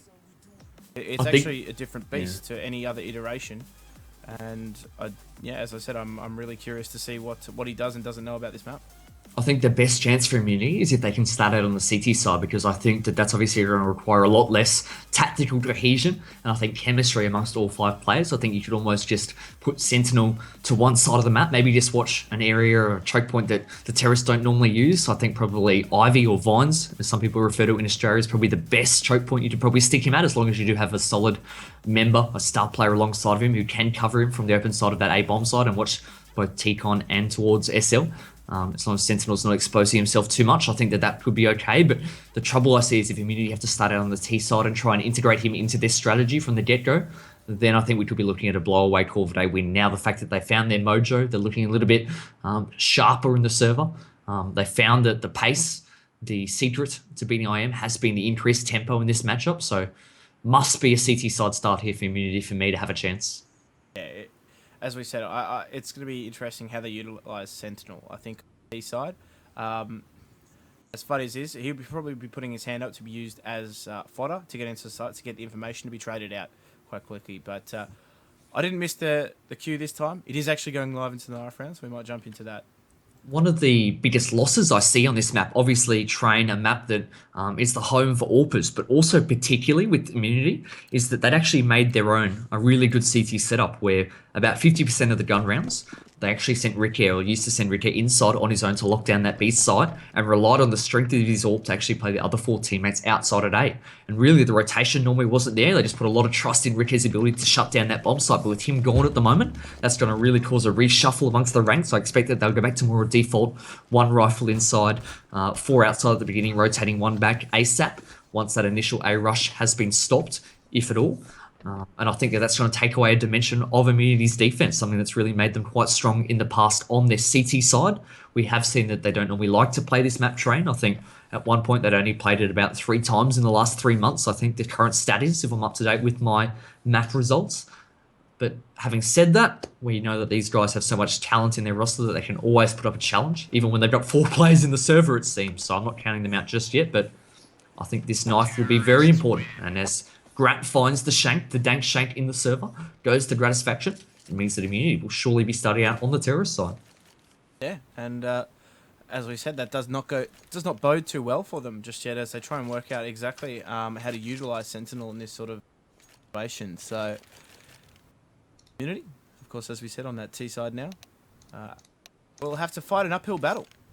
The map, I do believe, still does hold very much a city-sided meta. Not as much as it used to, though. As we said, that inside site has been quite barren for T's to really do anything but try and push up and take the fight to the Canada terrorists. Otherwise, they get caught in some very, very sticky situations. But we are live here in the pistol round. That's right, and we do see, as expected, Corvidae starting on the CT side. Steege, Urkast, Squishy's actually in the server now. Alistair and Gratisfaction up against the same old 5 against Immunity. James, Emag, Zusi, Sentinel, the manager, and Moe. Sentinel playing in place of Ricky. And Squishy has subbed in for somebody. I'll refresh my mind in a sec. But in any case, Immunity here busting towards that B bomb site. Great flash. They're actually catching Urkast off guard. And Steege trying to put up some sort of resistance from afar. Does take down Zusi. The bomb will get planted in the trusty hands of Tony Sentinel. But now it should be quite difficult in terms of finding those post-plant hiding spots from a terrorist perspective. There's not many to speak of on this B bomb site on Train. Steege does take down Sentinel, his second for the round. Grat finds a third, so Corvidae continuing on their merry way there as they do clean up 4 members of Immunity. James, the last in 10, with his on the flank. The bomb not planted for him. You can see that Corvidae do a great job of silencing him as he does try and take down that diffuser there.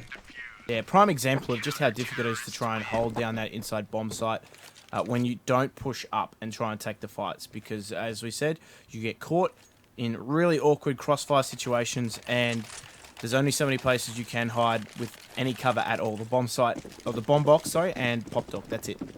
Just to confirm as well, as I do whack my microphone, Squishy actually subbing in for Ints, who actually lagged out in that final round there on Mirage. So he will be doing his best, former Sardude / Athletico player. does have his own resume to boast of, but at the moment it's all Alistair and Gratisfaction on this A bomb site doing a great job of shutting down this pistol buy from Immunity. They did plan on the first round, so despite investing quite lightly into this round, there should be AKs coming out here on this third round.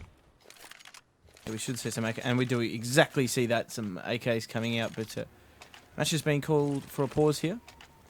Potentially players subbing in and out, I'm not too sure, but my sentiment is that they wait until after this gun round. If it is a player substitution, I'm not too sure. I understand that apparently the power has gone out into the suburb, so potentially might just be trying to pause, just trying to utilise all of the 180 seconds with which they're entitled, just trying to hopefully get that modem back online so Inns can jump back in the server. I think potentially though, power outages are sometimes iffy, where you're sitting there by candlelight for 3 or 4 hours at a time, beating for the lights to come back on. You might be waiting a while. Yeah, completely out of the player's control in that situation, so unfortunate for him, but of course they've got a capable substitute in Squishy, and I don't think that's going to hurt their CT side just yet. I mean, CT side's probably a little bit easier to navigate than a T side with the substitute. Put it this way, would you rather have Squishy playing for you or Sentinel? Exactly. Well, in any case, it will now get unpaused, so it looks as though this first gun round that we spoke of will transpire, and Urkar's actually not opting to upgrade his SMG, so he could be in a tricky situation here. It looks as though the T's, though, swarming towards this B bomb site. Great Molotov there as Brad does take down James and T-Con, but more crucially for me, the Molotov and the subsequent damage that Steve has done has been worth its weight in gold, but the rotation hasn't come in, so as he eventually goes down, despite doing so much damage onto some of those members of Immunity, they do have complete control of this bomb site at the moment, and even still, Grat still hasn't rotated towards B. It will now come in, 4 versus 4 retake, but the frags are coming in so fast here, Jim. All of a sudden, Zeusy in a 1 versus 2. That's right, and very low HP. In fact, getting caught out there on the low ramp, pushing down, so not really too many options available to him in that situation. May have been able to play it from the halls, but with 23 HP, really couldn't get drawn into a firefight there. So Team Immunity, of course, do get the plant, but they do not secure the round win, and we do see some upgraded pistols coming out from Team Immunity here. James actually opting for that Deagle. The rest are, well, I think Sentinel actually bought an AK. They might actually be trying to do an old school strategy here and drop an AK for someone. In fact, it is Zeusy. They've dropped an AK for Zeusy into this round to try and open things up.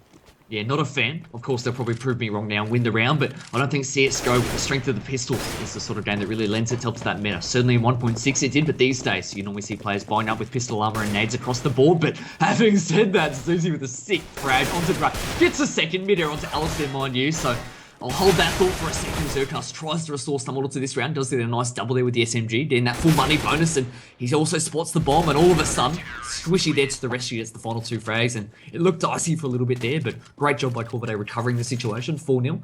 Wasn't a fan of that buy, as I did say, but in any case, they now will be able to invest fully into this round. It's meant that an AWP will come out for Mwave, and 4 AKs in the rest of the hands, and Corvidae still not opting to upgrade those SMGs, Jim. Yeah, it's an interesting one from Gratisfaction. He's just trying to make as much bank as he can in the early rounds here, but that might cost him here in the later stages. But what I liked from Immunity there was a willingness to try something else. Moe actually picks up Gratisfaction early on, so that SMG has been taken down. He had no option there, as James picks up Steege on the inside bomb site to take long distance fights. SMGs aren't going to allow you to do that, but Urkas actually utilising what is an interesting one-way smoke there on the lower ramp. He's now falling back. But as you can see, Team Immunity are going to try something on this outside bomb site here with that bomb making its way down the SL. Yeah, really well positioned with 2 in SL, 1 in T-Con, and 1 in Ivy at the moment. So that pincer is very much a real prospect here. You can see Squishy almost caught him between 2 minds, trying to watch Ivy and also aware of the T-Con threat. But having said that, Alistair and Squishy actually do a great job of finding 1 apiece. So all of a sudden, we're now looking at a 3 versus 3 situation. Great individual play there by Corvidae, isolating those duels. Even still, Squishy taking a lot of damage, but still not dying, at least until that Molotov, or HE grenade, I should say, does connect. So good work there by Immunity. Emag taking him down. But this flank from James, great positioning here. This should prove to be the downfall of Corvidae. He still has plenty of time and is now getting behind the 2 surviving members. Right, and just waiting for him to make a pay. As funnily enough, Urcast just catches Emag completely off guard there, and now James just finds a reply to Alistair, and it's a 2 versus 1. They know where Urcast is, but they've got to try and clean that bomb first, as it's in a really awkward position here. Urcast is going to take the fight to both members, as he does pick up one, not able to pick up the second there. Moe avoiding potential disaster by crouching out of the way. But Team Immunity with their first round on the board. The city economy, though, is alive and well, and they will be able to buy into this next round. Oh, that was so close to doubling up in that instance in SL. We actually got the second member, the man who was standing behind Moe, and couldn't quite connect onto the man at close range in the end, but did a lot of economic damage. You can see Immunity forced to buy 2 Khalils into this round, trying to keep that momentum going, and Alistair doing a job actually push up close to T-Con and should get rewarded for his effort. He is, so good work there catching Moe off guard. You can now see that that bomb has been felled back at T-Spawn at the moment. Immunity need to reclaim that, and whilst they do have control of B-Halls, they have lost that first member, and Corvidae now able to set up close to those choke points and try and suffocate Team Immunity here. They are trying to do exactly that. Now, EMAC does find Alistair, but Urcast is pushing on his own, does catch Sentinel with his pants down in those halls, and just falls down to SL as they maintain that man advantage 4 versus 3. And EMAG, funnily enough, has inherited that AWP as a result of Moe going down early. But the CTs, you can see, they're just well adjusted at the moment. They don't have a lot of territory, but they have a lot of information. As James makes his presence known out mid there, and he's just caught at that electrical box. Smoke will come down, but the counter-terrorists are just pushing their way through it regardless. They're going to try and make something of this outside bomb sort, but they're going to collect the bomb up first. As they make their way back through halls to get it. James does pick up another frag. Zeusie's taken down at Vines, and now it's a 2 versus 3. And they're at opposite ends of this A bomb site.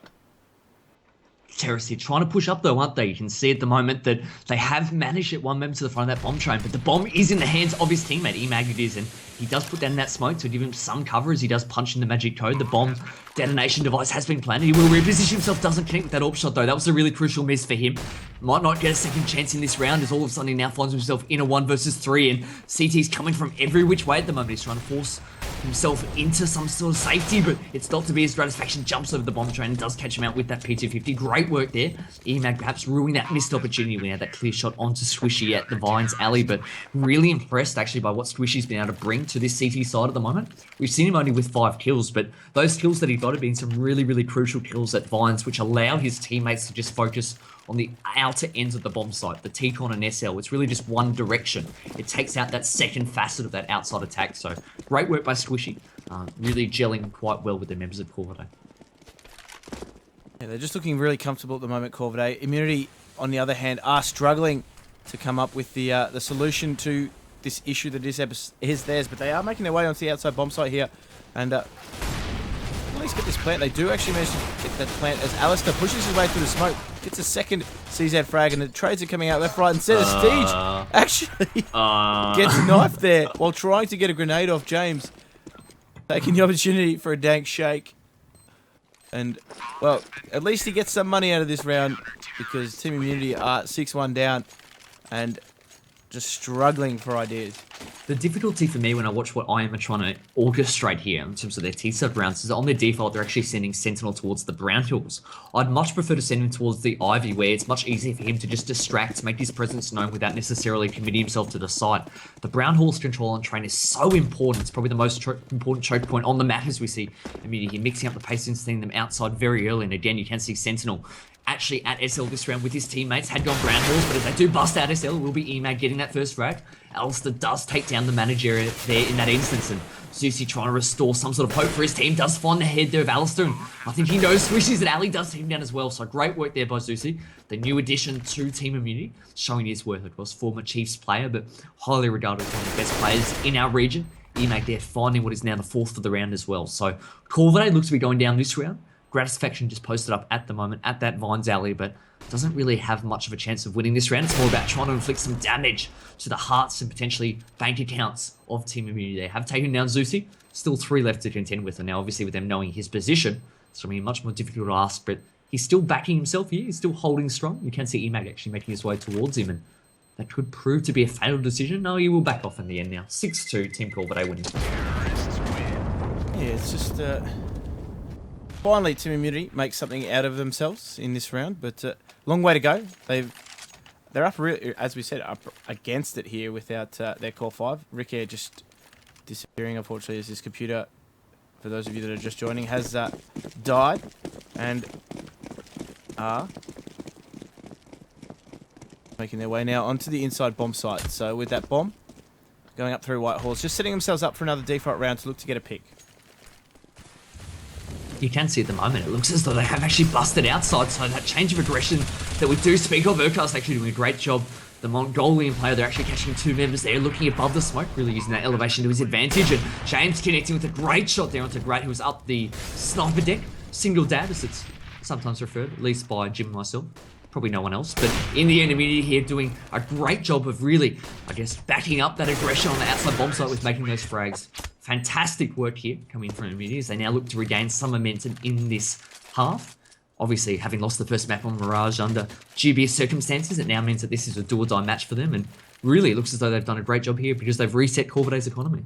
Yeah, doing enough to get themselves back into the match. So it's important that they continue this momentum and really capitalise on the, well, there's no other word for it really, the momentum that they've now found with these 3 rounds. So they are going to focus now on the inside bomb site. They are going to steamroll their way down this low ramp though. Steege, unfortunately, does fall victim to the immunity train. So now we'll have control of this inside bomb site. But the flank is coming in from behind as Urcast does attempt to find one. Alistair does actually find Zeusy, who flanked the flank. And now James is just trying to hold their backs at the moment. Let's take down Alistair in the process, but Immunity at the moment are just trying to, well, have to take the fights. Because that bomb will make its way eventually onto the inside bomb site. And Corvidae are forced to back off a little bit. James doing it all at the moment, isn't he? I mean, he's AWPer, he's captain, he's IGL, a lot of responsibility on his shoulders, but these last few rounds he's really stepped up with the AWP. I think perhaps Moe not quite feeling it tonight as he has relinquished that gun. We do see Grad at the moment just posted up here in the White Horse, just trying to watch and see if any teams do decide to try and exit in that direction. But at the moment, best case scenario for Corvidae is just to try and recover a gun or two. Squishy himself has done that. Gratisfaction won't have that same luck as he does find the bullet there of Moe to his dome. And all of a sudden, it looks as though, unless Squishy can come up with something here, he will also be losing his life. He does just that. Team Immunity have now strung to the 3 rounds in a row. 4 of the last 6. You can see they're starting to build up their bank now. Moe in particular, he has $11,000 after investing into this round, so he can afford to bankroll his team for a few rounds to come. Corvidae need to come up with an answer. That they do, and this is their chance too. This is their gun round. And they're going for a double AWP setup with Alistair actually picking up the AWP to try and support Gratisfaction as well. So maybe not trying to play as aggressive, but as you can see, they've actually put 4 CTs onto this outside bomb site. And that is going to be the objective for Team Immunity here. Gratisfaction, she picks up James through the wall, so, or through the smoke, should I say. Not having too much of an idea what's going on there. Completely blindsided by that frag, but Zeus has made his way down the train. Does pick up Alistair. Gratisfaction does find a reply frag as well. Squishy does fall to Zeusy though, so Zeusy's continuing to just push down this bomb site. Takes the 3rd for the round as well, and just continues to harass Corvidae. Both Gratisfaction and Steege are caught disconnected with that Molotov, just keeping them in there for even longer and try and fight their way out of this hole that they've got themselves into. Yeah, Grat taking a lot of damage at the moment, and you can see the CTs, I mean, they're desperate to get a round one on the board, but probably forcing the issue too much in that instance. 2 versus 3, both coming from the same choke point. Immunity well positioned across the map. Whilst Corvidae might not have known that, they would have recognised that Team Immunity had plenty of time with which to position themselves, thus indicating that that was very much a likely situation. And as it is, Corvidae will now lose all 5 of their guns again, forced onto an eco here, and Team Immunity starting to have some life, and really their successful success has come from rushing towards this A bomb site with great unison and some great smokes, which have allowed them to shut down the distance between themselves and the CTs. I mean, that double AWP setup, as we do see Corvidae, Steege potentially having a few frags there for the taking, but couldn't quite connect. But, I mean, the smokes are key, aren't they, Jim? When you've got CTs who are AWPing. Train is very much a map with those lanes, and if you can cut off those lanes with smokes, you can close the distance. Exactly right. And that's what is happening here when they hit that outside bomb site. There's Moe now just fine Squishy, but for me, it has been that change of pace. Funnily enough, once teams, both Corvidae, they did it on Mirage to Team Immunity, and our Immunity are doing it here to Corvidae on this second map. Once they changed the pace and started upping the tempo, the opposite team has struggled. It's often the case, isn't it? I find ourselves saying the same thing when we're casting, whether it be Australian Counter-Strike or North American or even Europe, that it's often the team that brings the initiative and has that sense of purpose in the rounds that is often coming out victorious. We do see James again finding the first frag, so doing a great job for his team at the moment. Urcast has retaliated, taking down Sentinel, but if there was a man you'd want to lose in your team, it probably would be the stand-in manager, so good work there by Corvidae. taking what they were given, but it's still very much a tough ask from here. Immunity James with a fantastic line at the moment, watching down towards that CT cutout. A good smoke placement there will allow Urcast to escape if he so chooses. Squishy finding one, so Corvidae doing a good job here in this sort of mid-round situation of using their smokes to their advantage this time. Squishy actually standing in the flames, but as the rotate comes in, Steege will shut down this outside attack. Gets the double, nice headshot in the end to finish it off. And they'll now be able to recover those orbs that the terrorists had actually invested as well. So I'm looking at potentially a double orb setup, or is it still just one orb? Just one, I think. Yeah. Yeah, just one up at the moment. Great flank there from Steege. That SL push really paying dividends, and now Corvidae get themselves back in with a round. But of course, we know the perils of resetting your economy by winning and losing, and it's important that they followed up with a second round in a row here, Corvidae. As we do see, Gratisfaction actually picking up the first frag there onto the B halls, the brown halls as they were called, and just starting things off well for Corvidae. Well, it seemingly as though Gratisfaction comes alive most towards the end of the halves. Let's not forget, I think in Mirage, Corvidae only had an 8-7 lead at the half, and it was their T side that got them across the line. So similar sort of situation for the guys at the moment. Gratisfaction there spots out the cap of, I think, one member on the terrorist side, but not quite fast enough to convert. Urcast really doing a fantastic job for his team. He's got 14 frags, a nice double there. Really, again, confirming that this round should be another round going the way of the CTs. And Corvidae, they're happy when I am slow down the pace. This suits them much better. Yeah, it is. They're looking way more comfortable when it's nice and slow. Urcast, as we said, just quietly going about his job too. Multi-fragging here and there, and we must highlight that he's the in-game leader for them. He had a similar performance on Mirage as well, so he's certainly pumped to be playing tonight, and he's doing quite well for himself and Corvidae. But some immunity. It's just a bit spread out here at the moment. Moe's actually going to try and open something up here on his B bomb site, while Zeusie's just watching the flank from a very deep position, not really in any position to trade, as Steege does take him down there. Nectar in it. Moe is now forced into action here and has to go 4 versus 1 and not able to do so. Trying to push that smoke, take it down. Corvidae find themselves with their 8th round. Good round there by Team Corvidae, but I think the intent there in that 2 versus 5 from the terrorist perspective was obviously just Zusi trying to potentially get 1 or 2 frags at that A-bomb side and cause that rotation, potentially allowing Moe to get an easier passageway into that site and trying to get that bomb down. But in the end, as Zusi was taken down at T-Gon, it was all too much to do for Moe in that instance as we move into the last round now, and sniper rifles galore. We got 2 terrorists with an orb, 2 orbs on the CT side, and a Dak in the hands of Steege. So 5 sniper rifles to speak of, and quite strangely, given that fact, you can see 3 terrorists heading towards Ivy, probably the narrowest choke point of the lot of them. So it looks as though those sniper rifles will have to go shotgun style at close range. The pace has now slowed down, and it'll be a matter of who can use them to greatest effect. That's right, it's only Squishy too that's defending that one choke point. It is a narrow choke point, as you said, but a 30 bullet Colt in that sort of situation could be a really scary prospect. But I do believe Emag just has his toes nipped out as he tries to get down the SL there, so a very forward position from Urcast, as it's Squishy now is forced into action as James does go down early, but Moe finding the reply frag onto him. Gratisfaction now pivots on that dime, finds a frag onto Zusi, and now will potentially be flanked here if he's not careful. Sentinel does find the frag there, the manager coming through in an important time for the team, but they still have that Dak as he just try and find a second frag for the round onto his own teammate there. But now in this 2 versus 3, Alistair's position is good. He picks up Moe from the back of the trains, and now Sentinel does actually catch out Alistair as well, so he's having a good round so far, a second frag, and now they know where Steege is. That smoke has telegraphed his position. The Dak does find that one frag, and now there's 1 versus 1 with Emag, who is quite low, but they pass each other almost silently there. Emag just doing the dart around, forcing Steege to tap that bomb for a second time, and well, this has been perfectly played by Emag. Not a lot poor old Steege could do other than try and stick it, but that does bring up their 7th round team immunity, and a late burst has really allowed them to get back into this.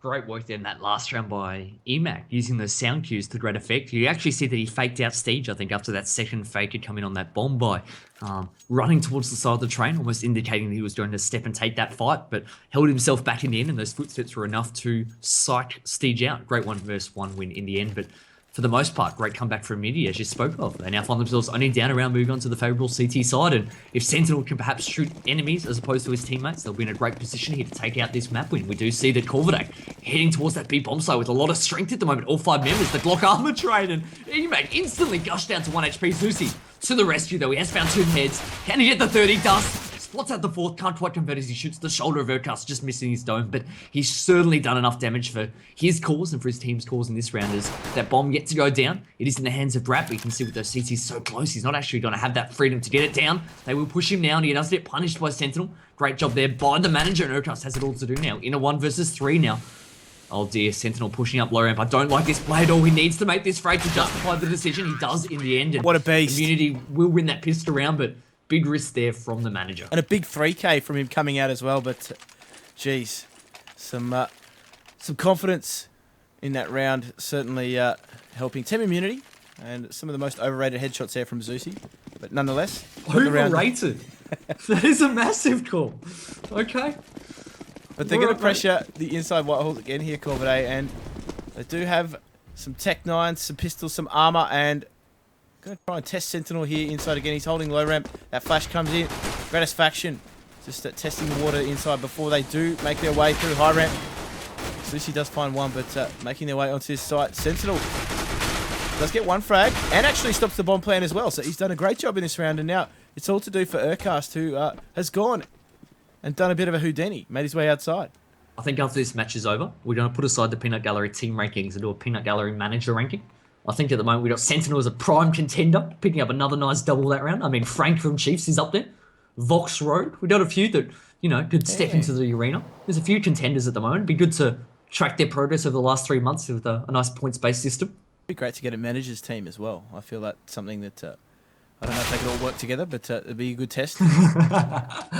Probably not if anything we've seen in the scene is anything to go by recently, but Urcast does have 4 to contend with, and he is spotted out now. So whilst he has got 1 frag, that's probably going to do it for the Mongolian player, former teammate of Machine Gun, as we understand. So it's been great to have him in the scene. Brings a lot of talent, a lot of experience to the ranks, and at the moment, probably not much you can do this round, as you can see Immunity swarmed around him. It's just a matter of time.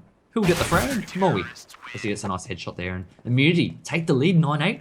I'm looking back at the score. I think this is actually the first time in this match that Immunity have had the lead. Yeah, that is exactly the case.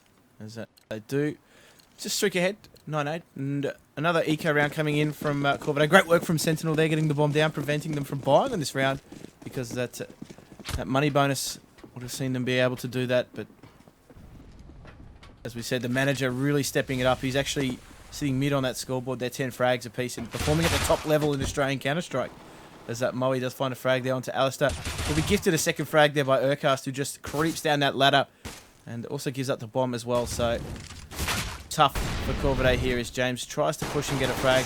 Emag does get caught out in City Con, but is able to get himself out of that sticky situation. And now, final member Squishy here.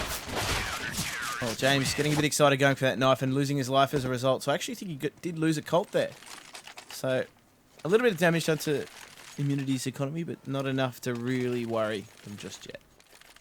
Yeah, you can see this first buy now. It's actually going to be the battle of the Orbs as we perhaps expected and saw a lot of in that first half, but it will be James versus Gratisfaction, and curious to see how they do use his Orb. Train can be certainly a map on that T side with there's lots of opportunities to get that early Orb frag and taking it towards T-Con at the moment, trying to spot that A bomb side. I think Moe at the moment showing a lot of respect towards that possibility as he doesn't show too much skin. Throws a nice smoke grenade towards T-Con, which actually falls back Gratisfaction. You can see it's actually blocked to his vision, and as Emag pushes in there, Grant with the fantastic reaction shot, taking him down at close range. I think he might have heard the footstep cues. That's all I can suggest, because he was really aware of that threat. Great opening to the round for Corvidae. Yeah, that or the smoke really forced him to fall back. Nonetheless, he didn't really trust it too much, but they capitalised, get the first frag in this round, and now putting a little bit of pressure here as Gratisfaction just does get tagged down. So he's just been binked. Shot to the dome there, coming in, and an awkward standoff at the moment as Corvidae look to try and find that second pick, but it is Zusi that finds the frag onto Urcast and now brings it back to a 4 versus 4, but that spurred Corvidae on. They are out this T-Con as Mori does get one before he's taken down by Alistair, and now the trades are coming out as they're on this outside bomb site. Zusi takes another one down, but he is so low, and now in a 2 versus 3, you need to make this work, Corvidae. That's right. Grat has recovered that bomb, and crucially, whilst he is low, he does have that AWP, so he'll be trying to keep his distance at the moment and use that scope to full effect, but he's aware of that potential for one member of the CT team to be quite close, and you can see Steege, I think that's getting communicated to him because he too is checking close to T-Com, but he does actually find Zeusy now. Zeusy was the alley player and was damaged, but as he tries to move into the site, the manager steps up, taking him down. All of a sudden, Grat now finds himself in a 1 versus 2. He has it all to do, and both CTs actually in close quarters at the moment, which should allow for that quick trade frag. Should they spot Grat, it will be Sentinel, and gets the job done. A nice double kill there, and Sentinel stamping his authority down as potentially our first recruit for our all-manager team, which we will be organising straight after tonight's match. Great work here by the manager. The All-Star Manager match, that's up next on the cards. Yeah, that'll be coming out. Do you know who's... Oh, do we select teams like we did last time? Yeah, my team will probably lose again. They threw last time. Sure I they had did. Nova on my team, mate. Sure they did, mate. Some of us talent in Australia and you couldn't win. Corvidae on an eco here. Immunity actually looking really strong at the moment, even though that round got to a very tight situation. I think they always seem to have control, and I think Corvidae really looked quite scared as they were trying to force that A bomb zone attack that whole round, but could never get it working for them. Zeusy keep going, the aggressor, and he will catch them off guard. It's just a matter of how many will he find. He's got one. He's actually content with that being enough in that instance. I like that. I guess level-headedness coming in from the young player there, as he wasn't bloodlusting, actually fell back, had James support him, and now recognising that they've got the man advantage. They'll try and keep their distance now. That one frag would have been enough to recognise Corvidae now on eco. And they're just going to play this one from distance and really just force Corvidae to try and make something happen here. They do have some smokes on Steege and Urkar, so they do have some options as to what they can try and do.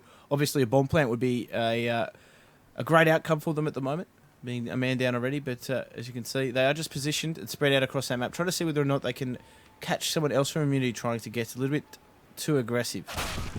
As Mwave takes down Squishy in T-Connector. It's all too easy at the moment for immunity, but to be expected with Corvidae on eco, but really they're not achieving much at all. Would have liked to perhaps see them move as one. I mean, they did have a couple of utility grenades to support them. That smoke inside is fantastic, but potentially if they were hitting that inside bomb site with 5 members instead of just 3 or 2, would have served them better, but they have done a good job, having said that, of getting that plant, even Steege finding 1 kill, so perhaps overachieving given the circumstances in which they found them in that mid-round situation. James would have that final kill though. No trouble at all for him with that close range. P250 gets the defuse as well to boot, so good work by Immunity. They've now opened up this gap here. They now find themselves 4 rounds ahead. They've won every round in this second half, 5-0 in this second half to speak of, so good work by the national champions at the moment. Yeah, they're just petering along here at the moment. They're looking quite good, despite, as we said, using the manager. The manager, though, is producing. So I think we need to stop throwing it out as a caveat. Actually, yeah, that's right. He's just a player now. He's on their roster. But, of course, now, Gratis Faction doesn't have an AWP in his hands, and there is a full buy coming out from Corvidae, so they are going to try and work a pick here. Very passive start to the round, though, from Corvidae. They are just very cautious as to what they're doing at the moment, walking to these choke points, really taking their time and checking all the angles, cautious of team immunity, perhaps trying to push up. I think for a Corvidae perspective, as you can actually see, like I said, very slow, very passive this round. They have shown an ability over the last few months to really grind out those wins when they are down and out in matches. I think you only have to look back at that Sun Xeno ODC in the grand final. I think they're strung together something absurd like 10 to 12 rounds in a row to take it to overtime in the grand final. So I've really been impressed by the grit that these guys have shown, but it's going to be a different situation altogether now, having to do it against Immunity. Grat has already found the first frag. Steege there can't quite connect onto James. That would have been wonderful for their sake, and really the AWP coming into effect here for Team Immunity. They have now found 2 frags, and whilst Grat's got the first, he now finds himself without any teammates here in Brown Halls, and Emag going the aggressive will take him down, catches him off guard, and all of a sudden this has gone from situation bad to situation critical for Team Corvidae. They will now run towards that B halls and try and recover the bomb, but a little bit too late for my liking. They're going to try and salvage something out of this round. If they get a plant, they're in a much better position than they are if they do not, but with this inside bomb site that will be the target. And Molotov doing a lot of stalling there as it doesn't irk Squishy at all as he makes his way. He gets a second frag as well, picks up James, and will certainly allow his teammates to get onto the bomb site here if they don't run into each other to get that bomb plant. But the bomb plant goes down. It's now a 2 versus 2. That smoke has faded, and now Urkast is just trying to keep his feet cool in this instance. He can't go anywhere. That Molotov's locked him in. It's now really up to Squishy as it does finally expand and catch him there. In the meantime, Sentinel, the manager turned roster player, has found the first frag, and they know where Squishy is, so it's just a game, and a dangerous game that Squishy can't afford to to go much longer as Moe picks up the no-scope frag there. And Team Immunity find that 13th round. Corvidae, though, did call a pause earlier, so perhaps a review of the tactics that they're applying. The key thing for me in that situation, I mean, it was a 2-on-2, but you did see obviously the members of Corvidae, both Squishy and his teammate Urcast, I think it was. They were trapped there in the bomb site, not much room to move. You saw that Urcast was behind the bomb trade. I think Squishy was behind the low ramp train, but in the end, given the fact that Immunity actually had a lot of early map territory, I mean, they were at the back of the site as the bomb was getting planted. It allowed them to walk up onto that bomb site and catch those two members of Corvidae off guard, Sentinel taking down Urcast on the bomb train, but also inflicting a lot of damage and spotting out that final member in form of Squishy. So it was really that map territory which Immunity had, which really set them up well at the back end of that round. Great work by Immunity, great 2v2, 13-8. They're only a few rounds away now from taking us onto a third map. Yeah, that they are, and they've looked a lot more comfortable on this map. They looked really frazzled on Mirage, obviously having a core member drop out in some circumstances. Funnily enough, they were making it work with 4, but as soon as Sentinel joined, they really seemed to lack a little bit more direction. Maybe focus a little bit more on micromanaging him, where they shouldn't have had to. And in this, they seem to have actually, in train, should I say, they've seemed to actually have come into it with a little bit more of a plan on how to utilise him, Andy.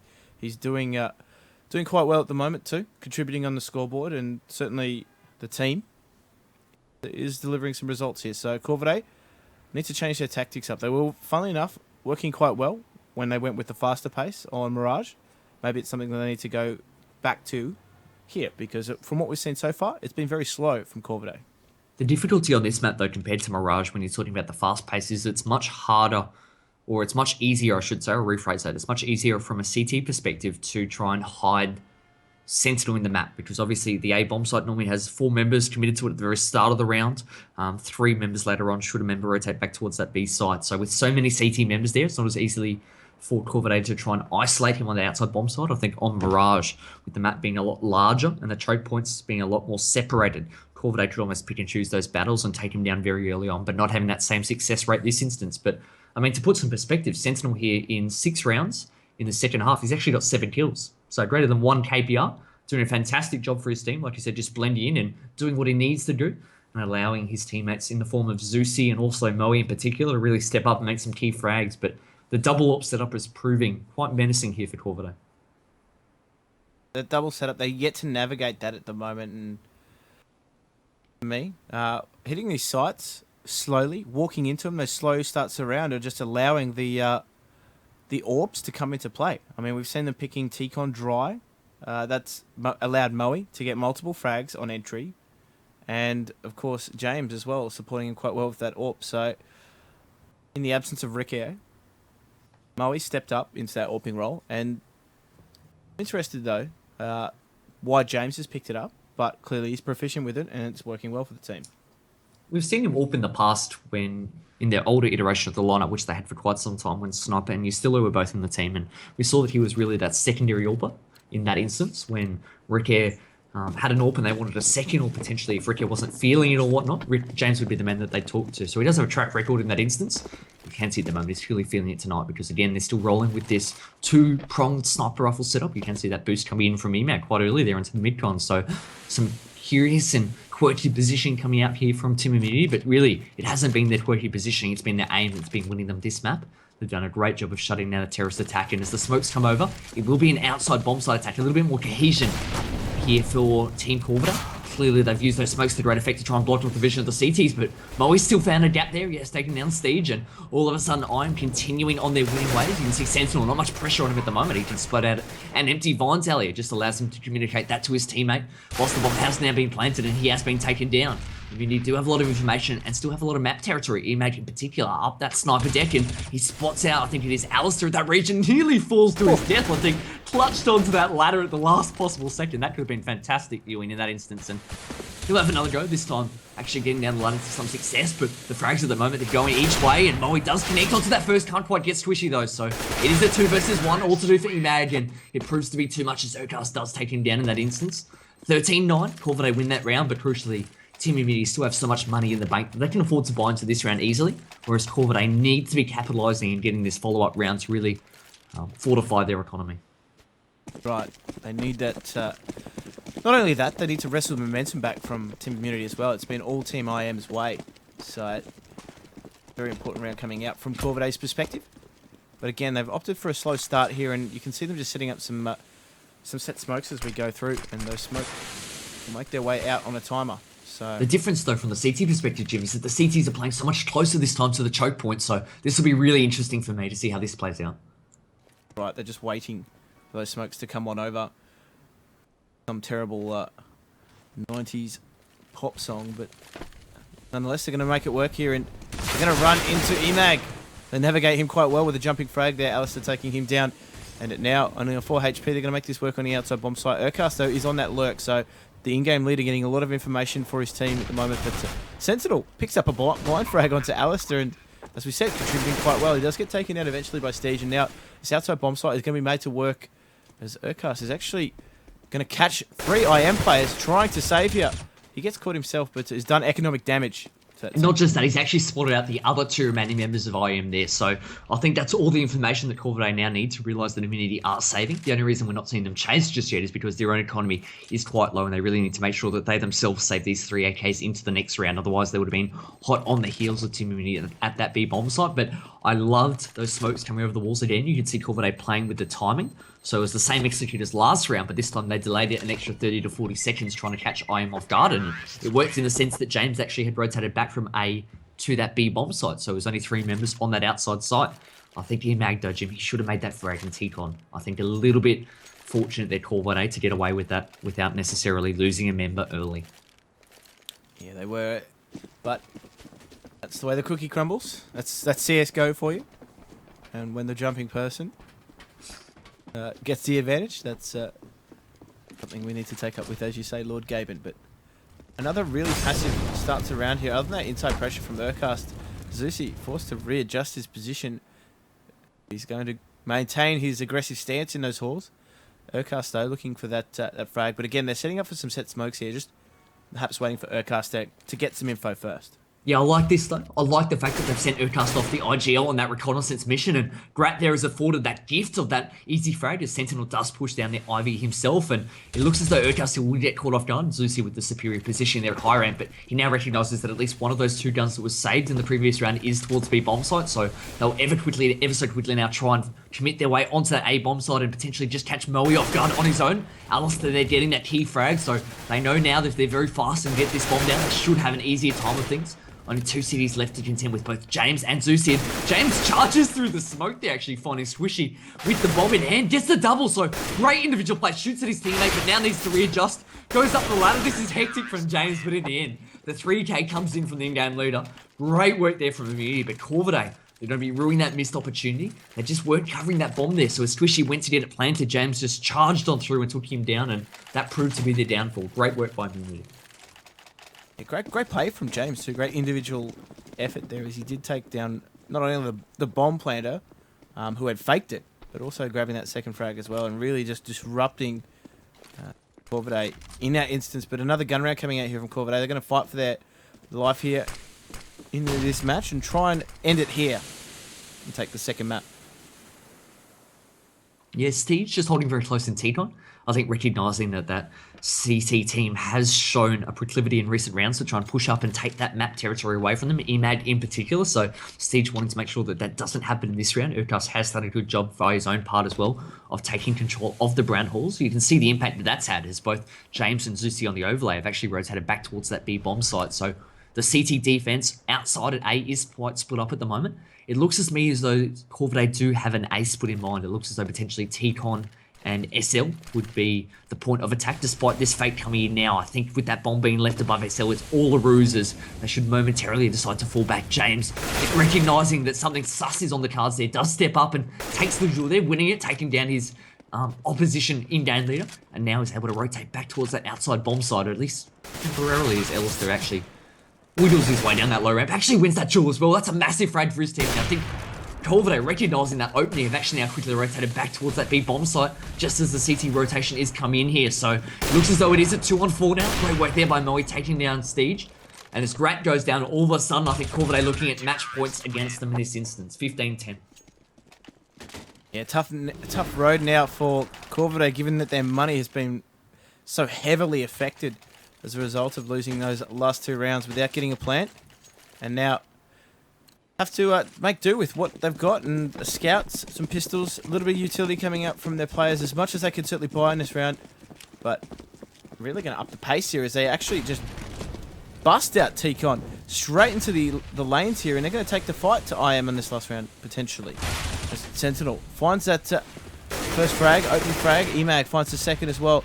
Corvidae are falling like toy soldiers here in the outside bomb site, and now all to do for poor old Squishy here. A scout, a dream, and a deagle as he makes his way back. Of course, they know his position now, and they're certainly closing around him. Moe takes that final frag there in what has been a much more comfortable second half performance, or second map performance from Team Immunity there with the scoreboard. Moe really putting in some work, Zusi as well, but completely different team from what we saw on Mirage. They started off slow though. Let's not forget, I think at one point, I'm just looking at the scoreboard, Corvidae were up 6-1 at one point on their CT half, and ultimately only finished with 10 rounds. So from that point onwards, they only got 4 rounds. So it was an IM that were forced to come from behind. I really liked the way on the T side that they worked out what was working for them. It was that fast-paced A aggression, and they were able to string together 7 rounds on their terrorist side in the end, which really set them up well. But my man of the match was definitely going to have to go to Sentinel in that instance. Not in all seriousness, though. Yeah, no. In all seriousness, it wasn't just the fact that he was able to chime in with timely frags. It was the key role that he was playing for his team. He was actually the solo Vines player in that instance, and as Corvidae were frequently only sending one member to contend with him, he was actually winning that duel nearly every time. I can't recall an instance where he was picked off by the Terrorist Vines player. I think he won that duel 3-0 over the entirety of that second half, and that's massive. It's not just one frag. The impact of that frag allows his teammates then just to focus on one direction of the bomb site, the T-Con/SL side of that bomb site. And there's so many hiding positions on train that if you don't have to worry about that second angle that Ivy poses, that second threat, it can be so much easier for your defense to really set up. So that one frag that Sentinel was able to get at Vines round after round really did a fantastic job for his team of allowing them to have a much easier time with things on the CT side. Really impressed. That too, and it would have been a lot less for Sentinel to have to worry about, knowing that, you know, his angles were covered as well, with his teammates obviously focusing on that the other parts of the map. But yeah, it was a much more solidified performance from Team Immunity in the second map, and now we go to the third map, Overpass, which is really interesting for me because again, the question marks are going to be over how Team Immunity utilise Sentinel once more. Obviously, it's not an ideal situation for them without Ricker on its map. I mean, a map like Overpass, certainly in those longer stretches of the map, would have really allowed Ricker to come into his own on this map, but of course we won't be seeing him. We saw Moe and James in the second half picking up the AWP for Team Immunity, so I mean they do have options there, but of course we know how much of a loss to the Immunity core Ricker is. I think the worrying sign for me for Corvidae is the fact that obviously IM have just had success on that second map. Sentinel has found frags who is contributing to the team in such a positive way. I think that's going to give performance. Well, yeah, I think it's going to give himself a lot of confidence, but it's also give the confidence to his teammates who know that, yes, whilst they do have a stand-in, at least he's able to hold his own somewhat, and it's not going to necessarily result in an automatic loss for the guys, even though Ricky isn't playing. So I think that'll give IM a lot of confidence. To your point, you're right, it's harder on Overpass to hide somebody. I think potentially they might have to just almost play him as that sort of B support player. The second or third string at that B site would be my guess in that instance. Overpass is a map which certainly lends itself really well to a dynamic AWPer who can mix up aggression with some passive play, and without Ricker it will be quite tough now. That's an element of their gameplay which will disappear, but I don't know what to make of Corvidae here, Jim. I mean, what's your honest assessment, given the fact that they struggled on the first map at a time in which Immunity only had 4 members for nearly the entirety of the first half, 9 rounds out of 15. In the end, they did get that second half going for themselves, and they won that map, but they've just lost to a team in which is missing Ricker. This should be the number 1 versus number 3 matchup in the country. Does it look like that to you? Looks like a well, it's a bit of a schmozzle, really, if we're going to use some. That's not even a word, Jim. Where do you make these up from? Schmozzle. Google it. Oxford Dictionary, Australian Oxford Dictionary. When you say schmozzle, I think of like a nozzle on a hose. That's what I have in my mind. It's been absolute chaos. Is probably the other way to put it. Just confusion all round from some of the guys, but of course. Look, Immunity got themselves back into it. They were able to stabilise. Corvidae looked really shaky when IM only had 4 players. So it's been an absolute mess of a match, really, so far for both teams. You're not going to have a better chance to beat them, are you? Certainly, really this has to be your not. best chance. Let's be honest. I mean, this is a similar situation to the IM Type A qualifiers, with them having to use Raz Instead of EMAG, yep. instead of EMAG. So it's the same situation again. But when you've got so much on the line for CGPL, can you blame teams for being competitive in this instance and really wanted to pursue it? That being said, though, of course, this match was also live too when the player dropped out. So it's a bit of a different situation there, nonetheless. But yeah, what better chance for Corvidae to beat Immunity and solidify themselves that land final? I mean, a victory like this should surely allow you to play out the rest of the bracket with the confidence knowing that it's yours essentially to lose. You just have to go through week by week and do your business. That's right, because in each group of 6 teams, we know that 4 teams will be making the LAN finals from each group. So 8 team finals, and certainly starting off the season 2-0, beating Vox in the first week and then beating IM, potentially, would certainly give your season a lot of hope. You'd have to think about making those finals, and so much on the line like you talked about. But I think regardless of the outcome in this final match, I think the Corvidae potentially still have some work to do and some thinking to do as they look back through these demos and try and work out where they went wrong and where they went right. I think there's positives and negatives to take away from every match with Counter-Strike, unless you get 16-0. And I think that these guys potentially, we've seen them a few times where they've got into ruts at a few different stages of this match, both on the first and second maps, where all of a sudden any momentum or confidence that they have seemingly dissipates and they can't win an aim duel for the life of them. So I think that for these guys with so much individual talent, it's quite confusing when you see them go so hot to cold in the span or multiple stages in a half. But I think that's part of the development process for these sort of guys. Yeah, I mean, it's a fluctuation, obviously, in a number of different factors which would contribute to their performance. But yeah, it's really interesting to see that sort of, difference in performance from one round to the next, seemingly sometimes. But that's the way that the cookie crumbles. And I mean, a lot of these players on Corvidae's side are quite young. I mean, that does play into at least some of their mentality. But yeah, for Immunity to fall into the same trap, we haven't seen them fall in that same trap yet, but from time to time, we have seen their players do that on big occasions. But they need to get past Corvidae first if they're going to get their season on track. This map actually coming up now, Overpass, it surprises me. I think the whole map pool, to be honest, has actually surprised me from an IM standpoint. Apart from Mirage, which we know has been one of their better maps, I thought they might actually veto that given the fact that they lost to Jam on it, but in any case, they let it slide through. But playing Train, a map in which they traditionally hate playing and don't play, I was surprised to see that come through. And even Overpass now, another map in which IM don't normally find themselves playing on, despite the fact that they have had some good results. I know that they did beat Cloud9 at the ESL Crown Invitational on this map last year. Convincingly too, it wasn't Convincingly, just, and I think they took VP to overtime on this map, I think it was. So, either this or Mirage, I think it was this one. So they have had some strong results, but again, that was with a different lineup at the time. But in any case, it's maps that IM don't normally play. I'm wondering whether that's potentially a sign of the team being a little bit more confident now, or still just trying to explore the map pool in its entirety now that they do have a new 5 players and try and work out what suits this team now with the new strengths and skills that they do have on the table. It could just be more of an exploration phase for the team, I'm not sure. Right, I mean, obviously, Corvidae are also, as I might mention that anyone is asking, they're also playing with their sub as well because Inz's power has gone out. But yeah, it's interesting, the map pool, as you said. We don't, I guess, normally often see what we'd call the customs come out. I mean, Immunity did use their first ban, to ban Cobble. So at least taking that out of the pool once, but yeah, leaving a map like Overpass in, which isn't commonly played in Australia, and also Train as well. It was an interesting pick for me because yeah, same sort of deal. We haven't seen those sorts of maps, those custom maps, really make their way into the map pool yet. But as I said, I'm singing the praises of this veto system, which has now allowed a lot of teams to utilize their strengths on certain maps, and it's really rewarded those teams that have gone through and done the hard yards on some of the less frequently played maps. What do you think about this whole Inns power out situation? Wasn't it only a few years ago? Correct me if I'm wrong here. I might be making a fool of myself, but I do that all the time, so I don't really care.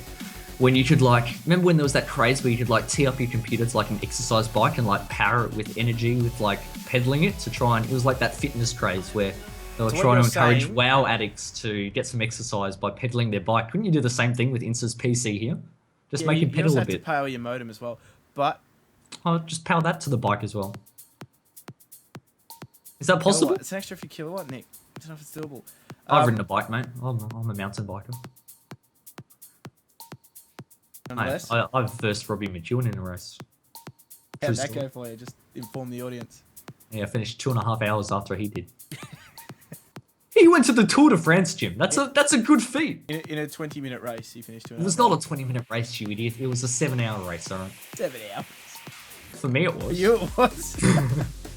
But in any case, couldn't they just hook up a bike to Insta's modem on his PC? Well, maybe he's done just exactly that because he's actually back now for the third map. So. Oh, I bet you he's on by bike power. Let me put it go. this way, Jim. This season, we've seen some players peddling filth so far. Some absolutely online frags. I'm sure he could pedal his way towards some more frags in this instance. Can we get some confirmation from Insta as to whether he's on his bike right now? Well, is that possible? Maybe you can ask him after the match. But they're going live into the knife round, guys, so we'll jump in for that because we always love these knife rounds, don't we, Nick? They're your favourite. Sorry, I didn't hear what you said. I was just trying to get confirmation about the bike. You've got big enough headphones. Surely you can sort that out between now and then. In any case, yes, the Shanked Vest is real. It's interesting. They've actually got I can't actually see a knife model on Ints. Has he dropped his knife or is something weird going on here? Something's weird's going on because he's just still in sport. It's weirding out. He doesn't have a knife. Look at him. Look at his model. I think he's lagged out. Ins is out. That's what I've been told.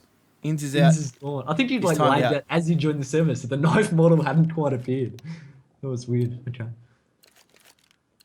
So I'm not sure what they're doing. I think they're just waiting, just trying to sort out if Ince is going to be okay to play. I think he's just had a bike accident. He's been pedaling too fast. Just ran into a wall or something. It actually came off the little the training little wheels fell off. He actually fell off to one side. His balance was not there. He was not ready for that movement from the training wheels up to the big boy leagues. Yeah. But of course, just a temporary delay with that one there. I thought we were keen to get underway in this particular matchup. That I third get map. confirmation from the chat, Jim, that he got tired on the bike. Well, that happens too. I mean, we're only human after all. We're not machines. We're not Lance Armstrongs. So how long did he last then? Enough to turn on? How long does the PC take to turn on these days? You reckon about 30 seconds to a minute? So he lasted about a minute's worth of energy before he collapsed. That's not good. That happens. It happens. That's not good. But look, overpass. It's going to be a interesting matchup. I mean, it's just a question of what do teams have prepared on this map. I mean, I would be expecting both teams to have something prepared for to slip through this far. No, definitely. I mean, they'll have something prepared. I think from a Corvidae perspective, I'm really curious to see how often they go towards the A bomb site. I think that teams specifically in Australia can sometimes tend to fall into that sort of loophole of just, or never-ending void of just going towards the B site. But I think that it's important that the guys do scout out and find out where all the members on the CT side, in particular Sentinel, are playing. Obviously, he's standing in because Rick is having some PC issues, so the manager has got the emergency call-up. The phone a friend has come into effect, but I think if these guys can suss out the map and establish presence across the map very early on, it'll stop any sort of, I think, fast rotations from the CT side trying to almost counteract... Whoops. As I hit my mic, trying to counteract the effect of having Sentinel position. I think if they can put pressure on, make sure that IM is staying honest across the board, they'll have an easier time into the back end of the half. Yeah.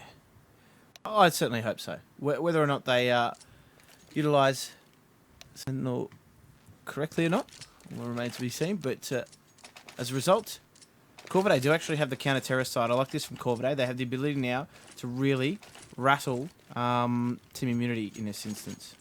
And not just that, they've got their core 5 back. Ince is back on the bike. So we've got Siege, Erdcast, the captain, Alistair, Ince on his bike, and Gratisfaction up against Emag, James, Zusi, Moe, and Sentinel, who is standing in for Rick Air with PC problems. But you can see early on, Immunity heading towards that B side with a lot of intent. They've actually sent one member to watch Monster whilst the other four actually head through that B short sandbags region. So James doing his best, just trying to distract the CT forces, and does more than that, actually finding one frag for himself whilst his teammates do chime in with a couple of pieces themselves. So great start here from IM. Moe picking up one and looking to keep a clean round here for IM, and they do just that. Fantastic individual work there by IM, finding those duels, and really a simple B rush in the end as it turned out to be. Whilst it was a little bit different in the sense that they sent 4 members through that water area, proved to be the downfall of Corvidae. Yeah, it was just a very simple strategy, and they made the frags work. That's quite simply put the pistol, the old rush B. But interesting now to see how they navigate this round. They're actually going for a little bit of a different approach. They're actually sending a lot of their members straight through to the fountain with EMAG tasked, taking control of the connector there, and should momentarily come face to face. He actually get taken down by us. That CZ doing some work, and now Auto Director doing its best NA cameraman impression as it misses a few of the frags, but nonetheless Urcast here is in a good position to try and find himself another frag here at long, but he's got a teammate in Inns supporting him here in the toilet. Inns takes the aggression, Urcast steps, does actually get that frag as well, so good work from them, good teamwork. But Zusi is there to find a reply, and more importantly just keep that gun out of Corvidae's hands. Now this could be really dangerous actually, because Siege, I think recognising that there's a lot of A presence here from IM, is actually on the lurk in mid at the moment. He's working his way up those stairs and could potentially have a flank going down if he's very patient and gets that timing right. Obviously CS sometimes it just comes down to luck in the end, and that might be what it is for Siege in this instance. He's just holding for the time being. You can see almost it's a holding pattern across the board. I was going to say all 5 members, not much presence or movement to speak of, but it looks as though certainly as the time starts to tick down that IM will have to commit too long in this instance. Urcast just really needs to buy as much time as he possibly can to allow Siege to get his flank on, but that's going to be really difficult to ask given the fact that he has committed to that site. He's actually hiding behind the truck at the moment, just has a 5-7 in hand, so it'll be a lot of pressure on the man. He needs to stay alive for as long as possible as IM do find their way in, and they do take him down really quickly. Great frag there by James, really, really important, and that should be the round going their way. They will now plan, and they'll have plenty of time to scout out the positioning of Siege, the last surviving member of Corvidae. Barring a CZ miracle, I really don't see him taking this round just yet. He'll be looking to try and perhaps claim some guns here, but of course James is watching those up at the park, so not a lot of options here for Siege. He needs to find a frag. He's going to try and claim a gun. He spots out a shadow and cleans him out quite easily there. Immunity take that second round, navigate the anti-eco quite well, despite losing 2 early on. They lost 2, but the members that they lost actually hadn't invested too much into the round. It was just SMGs, I think, for the most part on the 2 that died. So the 3 members that needed to stay alive, who had the AKs and the Galil, did do that. So good work from that perspective. You can see that Corvidae, again, are on an eco this round, just trying to shore up their economy before the gun round on the next. 3 P250s in hand. Actually, no P250s. It's just the P2K, the model, trolling me in that instance. But in any case, I don't think it's really going to make much of a difference. P2K or P250s, they are just falling at the moment, not putting up much resistance. Instead, not able to connect. Susi getting away with, I think, murder there in daylight as he did take down 2 before Moe ultimately went down. And he's got impressed by it. Moe got absolutely flattened in that instance. Now they are going to try and just pressure to Immunity here, try and lock them into that side. Of course, no one's really too scared of these pistols, as Emag's the one tasked with getting his teammates out of the sticky situation. Knows that Urcast is around here somewhere. Let's find that frag, and now attention turned to Siege up the heaven there as the AK does go down. Zusi losing his battle. And so they do actually experience a little bit of economic pain being put on there. Sentinel will push through and find Siege in heaven there. And that bomb will go off. Money coming away with Team Immunity, and more importantly the round. So first gun round coming up for Corvidae, and Satisfaction, of course, taking up that AWP. Yeah, now what's he going to do with it? Because he's actually invested into those pistols on the second round at the very least, it's meant that he's actually had to go glass cannon here and doesn't even have any utility to support him. So we'll see where he does take it. It looks as though actually an aggressive A stance will be his side of choice, and does miss that shot there. And I guess importantly, his presence is now known at A, and you can see Immunity trying to put some pressure on the B site, trying to recognise what sort of strength is at that site. It's just a standard 3-2 though for the most part from a Corvidae perspective, but I like the fact that IM have got that early information. They've gone for what looks to be a 2-1-2 setup with 2 at A, 1 in stairwell, and 2 towards B at the moment, and still showing a lot of respect towards Corvidae. You can see Zusi here just trying to scout out Gratisfaction again, but I think that's what we spoke about as James does take him down, that Overpass is a map that lends itself to lots of different AWP angles, so even though they knew he was towards A, it was still difficult to capitalise on that information. Things break down now. Team Immunity are regrouping up, sending members back up that connector. Now, trying to scout out B here and see what their options are. Urkas, though, is in a good position to find another frag here. Does actually spot out James. Waits a bit before taking him down, waiting for a few other members. He's going to come into contact with the Mag and Moe, and he does find one frag before Moe's able to take him down, but that grenade should do a lot of damage to Moe. It does take him down quite a bit with the two remaining members. Sentinel and Moe having to work together here to try and secure this round. Sentinel, though, blindsided by Steege as he makes his way into that site. And now Moe to contend with 30 hit points to do it. And not a great deal of time either. He's only got 30 seconds left on the clock. Yeah, not really enough time to rotate back towards A, because if he was to try and sprint that distance, they'd certainly hear his footsteps, so has to commit to B. Steege doing a good job of actually spamming through the wall there. A couple of dinks. I think the fact that Moe had taken a lot of damage earlier in the round certainly didn't help his cause in that 1 versus 3. But Corvidae get on the board with that first gun round. But now this is probably the most important round that we're going to see for quite some time here, because Corvidae, they've invested everything they have, quite rightfully, but they need to make sure that they do win this round for their sake. Otherwise, their economy will be crippled. You can see Immunity recognising that fact, have forced the issue themselves. But Sentinel actually going with a scout in this instance. But look at this fast B attack coming out. Zusi, the entry fragger leading the charge, and Molotov's a no. But it's obstacle for Zusi as he does take down that first frag onto the head of Steege. Fantastic work. Urkas does get one, but I think fortunate that Sentinel did have a scout in that instance, because he does pick up the double there. Actually with the USP to the face as well. Any other gun surely would have proved to be the downfall of Urkas in that instance, but that scout at close range couldn't quite get the job done. Sentinel, unfortunately, despite how well he's been playing all night, not able to get the job done. And it's left his team in a tricky situation. A 4-on-3. I guess all 3 terrorists now trapped towards that B site. Jim Urkas getting one. Only 2 more to contend with. Right, and they're trapped in the water there as Zusi does go down. Alistair finding him quite easily. Gratisfaction finding the last frag. And they never get their way out of that round, Corvidae. So, more importantly, as a result of not getting a plant in that round, Team Immunity are forced to go into what we would term as an eco round. Only upgrading a Deagle, a P250, or a couple of Deagles and a P250 now. I think we might have actually paused here just to do a tactical sub. I think Ince is still having some issues potentially with his internet, so it looks as though Swishy might be getting the call up again.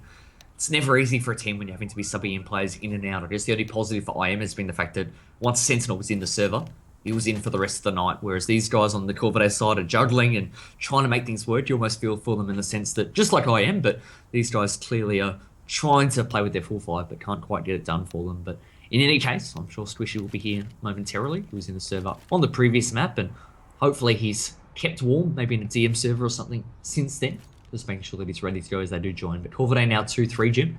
From a mini perspective here, I mean, it looks as though they'll be ecoing here. Do you think that, are they happy? Are they not happy? What didn't work in that round?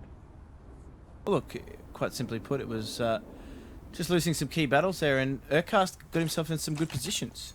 Fun enough, and should have been punished when he tried to push down those stairs. Actually getting himself a second frag in that instance, which really, some might argue he was lucky to get. Well, that's the thing though. I mean, if you know the call's been made to rush B, why are you buying a scout if you're Sentinel?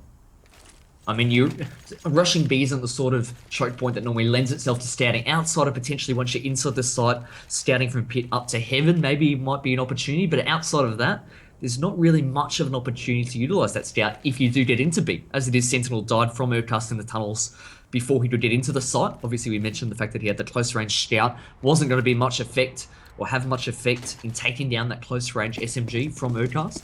So, as it was, maybe a missed opportunity there for Team Immunity as they now find themselves on eco. And just trying to find themselves some guns here. He spots out James. Now recognises that they are on some sort of pistol buy. That Deagle ringing out true. B site, but just an even spread of terrorists across the map. Corvidae, though, are still in very forward positions, I'd argue, at the A site. Just, again, I like this strategy from Corvidae, even on the eco rounds. It makes Team Immunity think his Sentinel just chills out in that smoke. Doesn't get caught out as he, for some reason, decides to spam his P250. Falling back, that gave away his position, but I like the strategy from Corvidae, sharp headshot from Steege, to keep pushing up.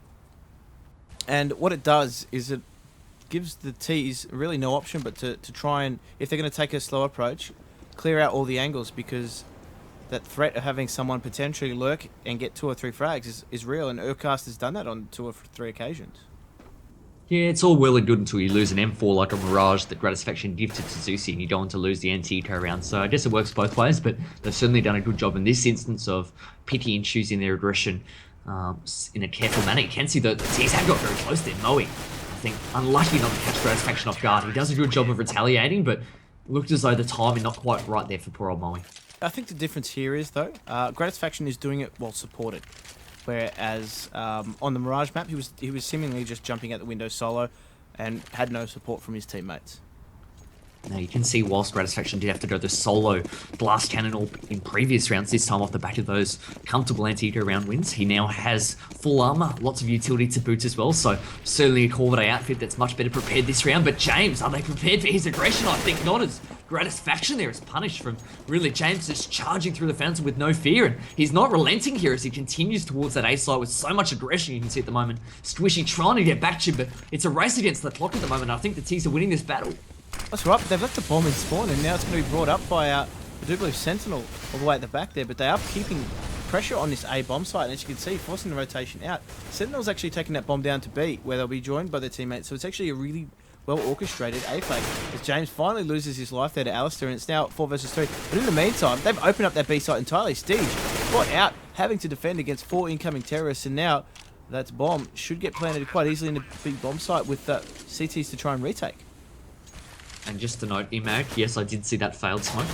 That did not go past me. I did notice that, but I think it was probably, as this retake does try and come in a 3-on-3, an A fake almost forced in that situation, given the fact that they had left that bomb behind. Imag doing a good job of trying to close out this round. He does find one, and Moe and Sentinel with that crossfire do take down the remaining 2 members of Corvidae as they try and move in over that bridge. Great work by Immunity there, but I think what I read into that was the fact that Immunity were looking to go into that round with more of a slow-paced style, but I think off the back of James getting that early frag and no support there for Corvidae, for Gratisfaction. I think James was intent on capitalising off that aggression and kept that A pressure on, and eventually when they picked up the ball, they went back towards B. It's almost a caster's curse, isn't it? Where you cite that Gratisfaction was doing something well, supported by his teammates, and then on the very next round he gets caught out completely unsupported in an aggressive position on A. So that's an example of how things are going pear-shaped for him. So interesting read on that one, Little. But nonetheless, you can see Alistair actually in a really aggressive position himself with that AWP, gets a frag and does get away down those stairs, but James lapsed on here from Urcast, swindling his way through that smoke, and now Team Immunity are down 2 members as Urcast continues to put a lot of pressure on James, on the terrorists in that position. They are forced to try and work their way back towards this B site, but look at where the bomb is. It's caught completely on its lonesome. Yeah, it's in the hands of Moe, and he's really running out of teammates here. Squishy does take down Emag, so the sub doing a good job with that CZ of still inflicting a lot of damage, and they know that positioning there of Sentinel. They've cornered him. I think Squishy just needs to listen to those footsteps. Turn around, mate. Yeah, that's the frag there onto Sentinel. Good job. And all of a sudden, Moe, like he said, had that bomb off on his own and has 5 CTs to contend with. I mean, he's going for it as it is. He's moved in towards that A side, and Urcast's not having a piece of that as he does get what is his, I think, second for the round, but really surprised to see Urcast actually getting away with that early aggression. He pushed through the smoke and somehow got behind James at the party area. I don't think the terrorists were expecting that sort of aggression from him. Swindling in the smoke. Great individual play, and Corvidae reset the economy of Team Immunity. Well, Moe very nearly got that plant down, so it wasn't almost a full economic reset. Urcast there at the last moment actually picked up that frag, but as you can see, Team Immunity are putting a lot of pressure on the water here towards this B site. They are heading towards B, aren't they? And Steege does pick up 2 knots frags very quick as well, and allows his teammates an opportunity to support him, but Sentinel with the fadeaway. Great little frag there. That'll boost his confidence to no end, but Steege still holding strong. Gets his 3rd and has an opportunity for the 4th here if Sentinel decides to accommodate him. Sentinel actually doing a lot of damage, actually beat him away, but Urcast to the rescue. Would you say he's managing quite well?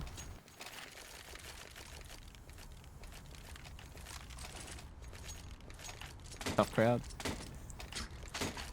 I'm not even acknowledging that, mate. Just waiting for you to start talking again. I'm just gonna pretend that never happened. What happened there, Nick? What happened? It was an eco B rush, that's what happened. But it looks as though, I mean, they are on pistols against him. So, I mean, limited opportunities here from Immunity.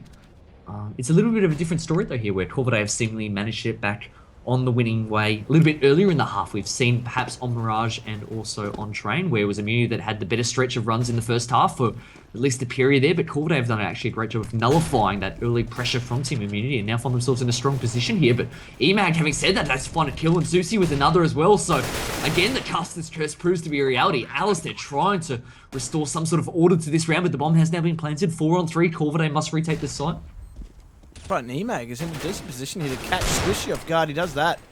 Steve now knows his position. If he's going to step again, Zeusy though, continuing his reign of terror with that Tech 9, picking up a triple for the round, and Team Immunity, just another really fast-paced, aggressive strat coming off for them. So 5-all to score. I'd be interested to see whether or not they actually maintain this aggression now running into a gun round. I hope so. It's certainly where they've had their most success. Not just the pistol round, but also, let's not forget that round which turned out to be an 8-8 as James got the drop onto Gratisfaction early, and then that eco round themselves there. So it's certainly been the aggression that's been the secret for success on this map for Team Immunity.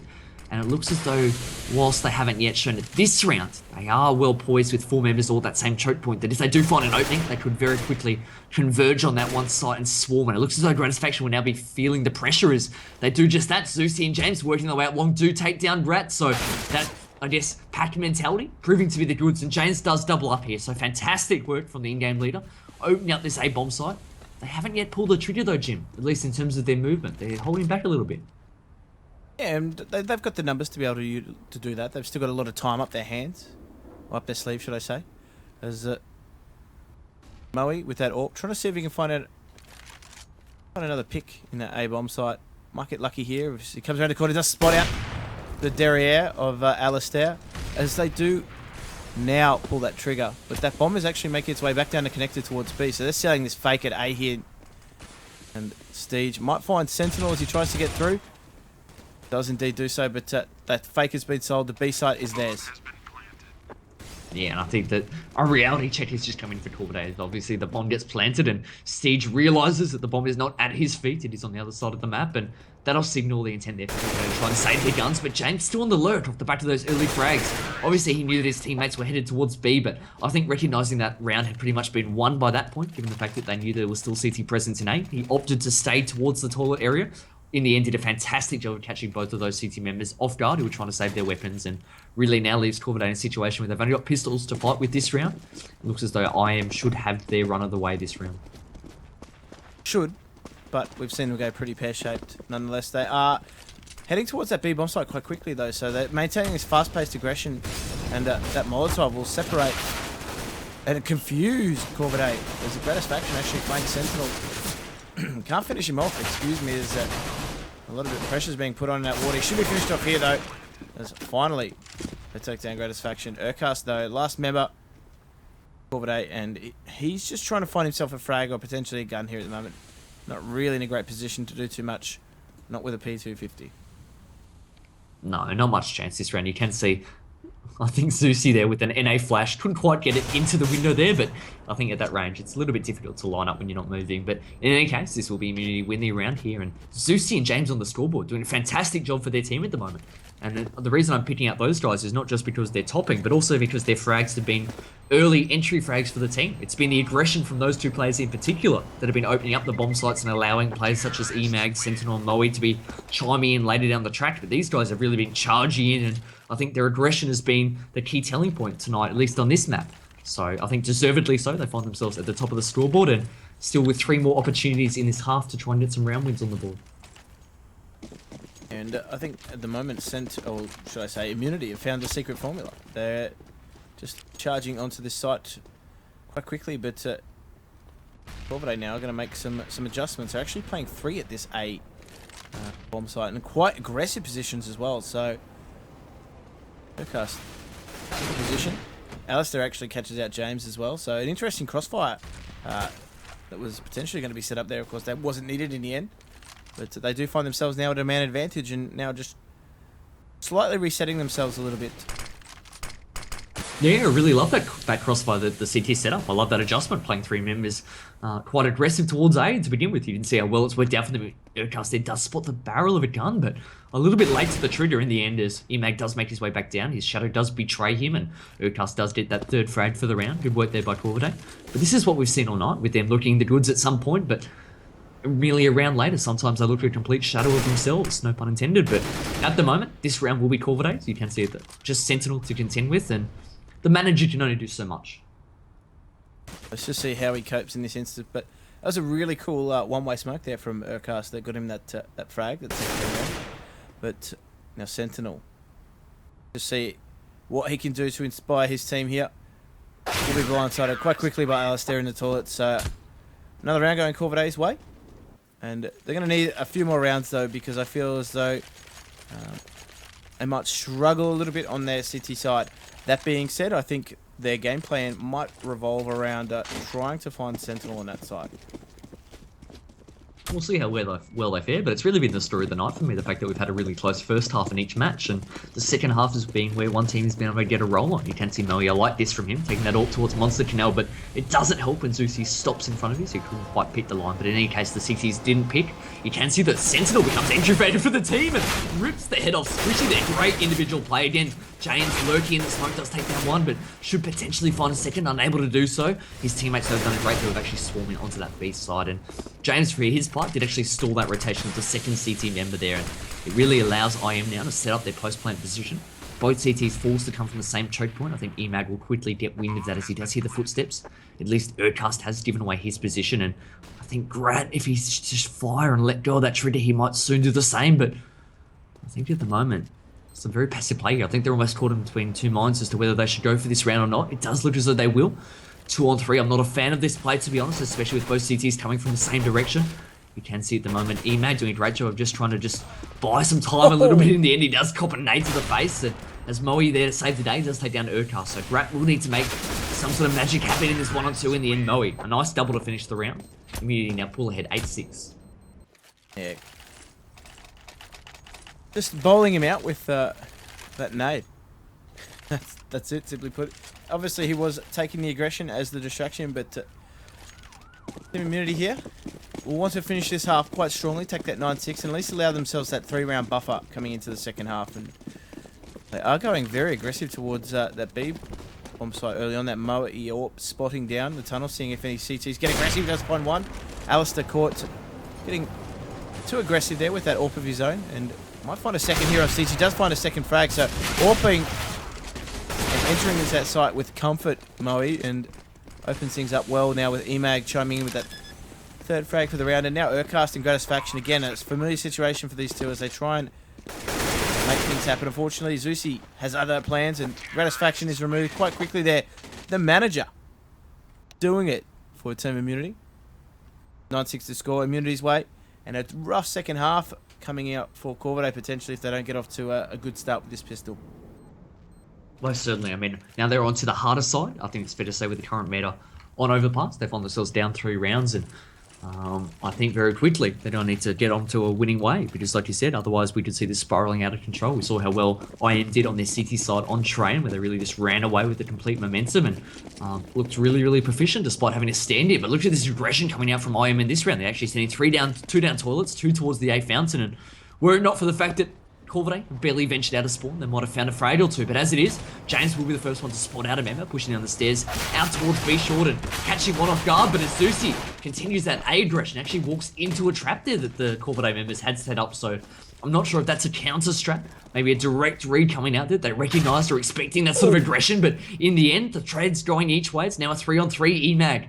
He's made this his own, hasn't he, using Julie's of late and showing how proficient they can be at close range, taking down the head of Urcast. Corvidae less scrambling now, but Squishy doing a fantastic job of just swiveling on a dime, taking down Moe, who was on that flank from T-Spawn. They now find themselves in a situation where they do have control of that A-bomb site, but as they go for a very aggressive plan, James capitalising, taking down Squishy. Steege there quickly recovers the situation somewhat, but Emag now makes his position known. He gets a few shots off with the Julies, and in the end, it will be second time lucky for him as he does use them to great effect, taking down Steege, who was a little bit unsure about where Emag was coming from.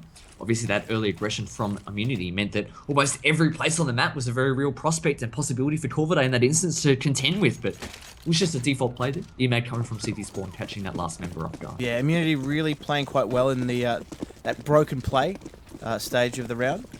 So once they'd got themselves through the counter-terrorist lines, it was a bit of an interesting round because they didn't really know where members of Team Immunity could be, and they were constantly watching their back and just allowing them to flank their Sentinel's in a really poor position. He couldn't put out.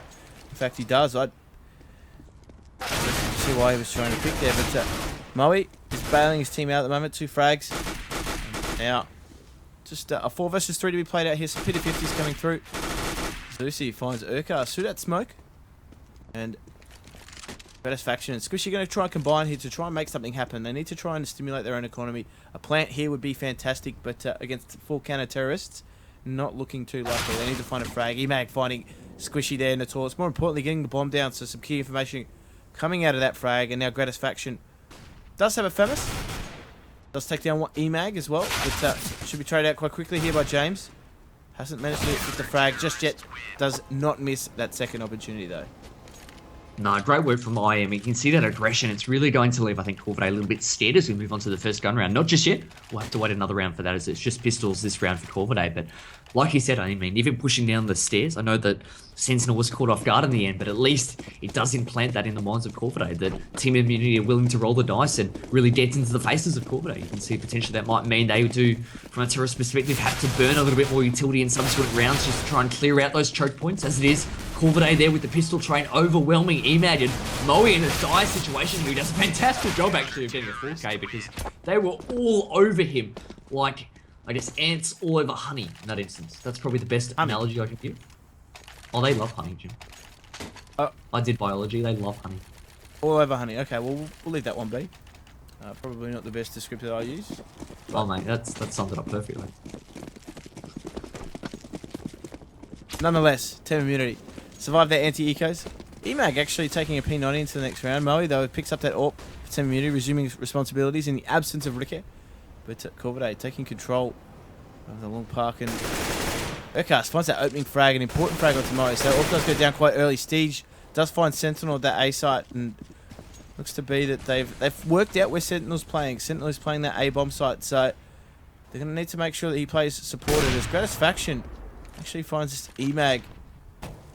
Yeah, a way of flanking the flanker, but this A bomb site is going to be the target. The Molotovs are coming through, and that bomb is making its way into the site. James, so you're going to have to defend it. James finds the opening frag there onto Squishy through that smoke, and they'll be able to get their way onto this bomb site here. Steege in a good position.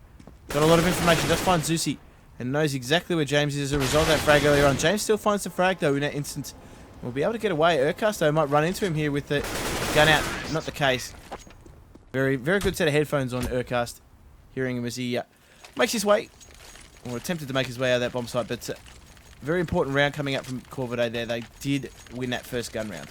Yeah, do you know, I'm not sure if you called it or not, but do you know how Gratisfaction knew that Emag was actually there on the lurk? As far as I could tell, Emag actually smoked off that fountain very early and hadn't made a footstep, but for some strange reason, Grat was all over that possibility and took him down. It must have been a footstep or a sound cue or something like, but great round there from Corvidae nonetheless. And like you said, I mean, they kept it quite clean, didn't they? They only lost 2 members, so from a financial perspective, that's wonderful for their chances this round, and they're actually getting themselves into some early aim drills very early on in this round, but it hasn't quite worked out for them as they've now lost 2 members. Quickly, Squish and Urkast do take down one apiece there and try and restore this round back in the balance. But as it is, it looks as though IM have just backed off at the moment, so this is just going to be wasted time for Corvidae. So just trying to make sure that there's no more CTs to contend with, but good work by Immunity nonetheless. Yeah, just shoring up the flanks, making sure that there's no opportunity potentially for Team Immunity to find their way back into this round, because as we said, from time to time they have looked quite dangerous on those sort of 2 versus 3 situations, or 2vx.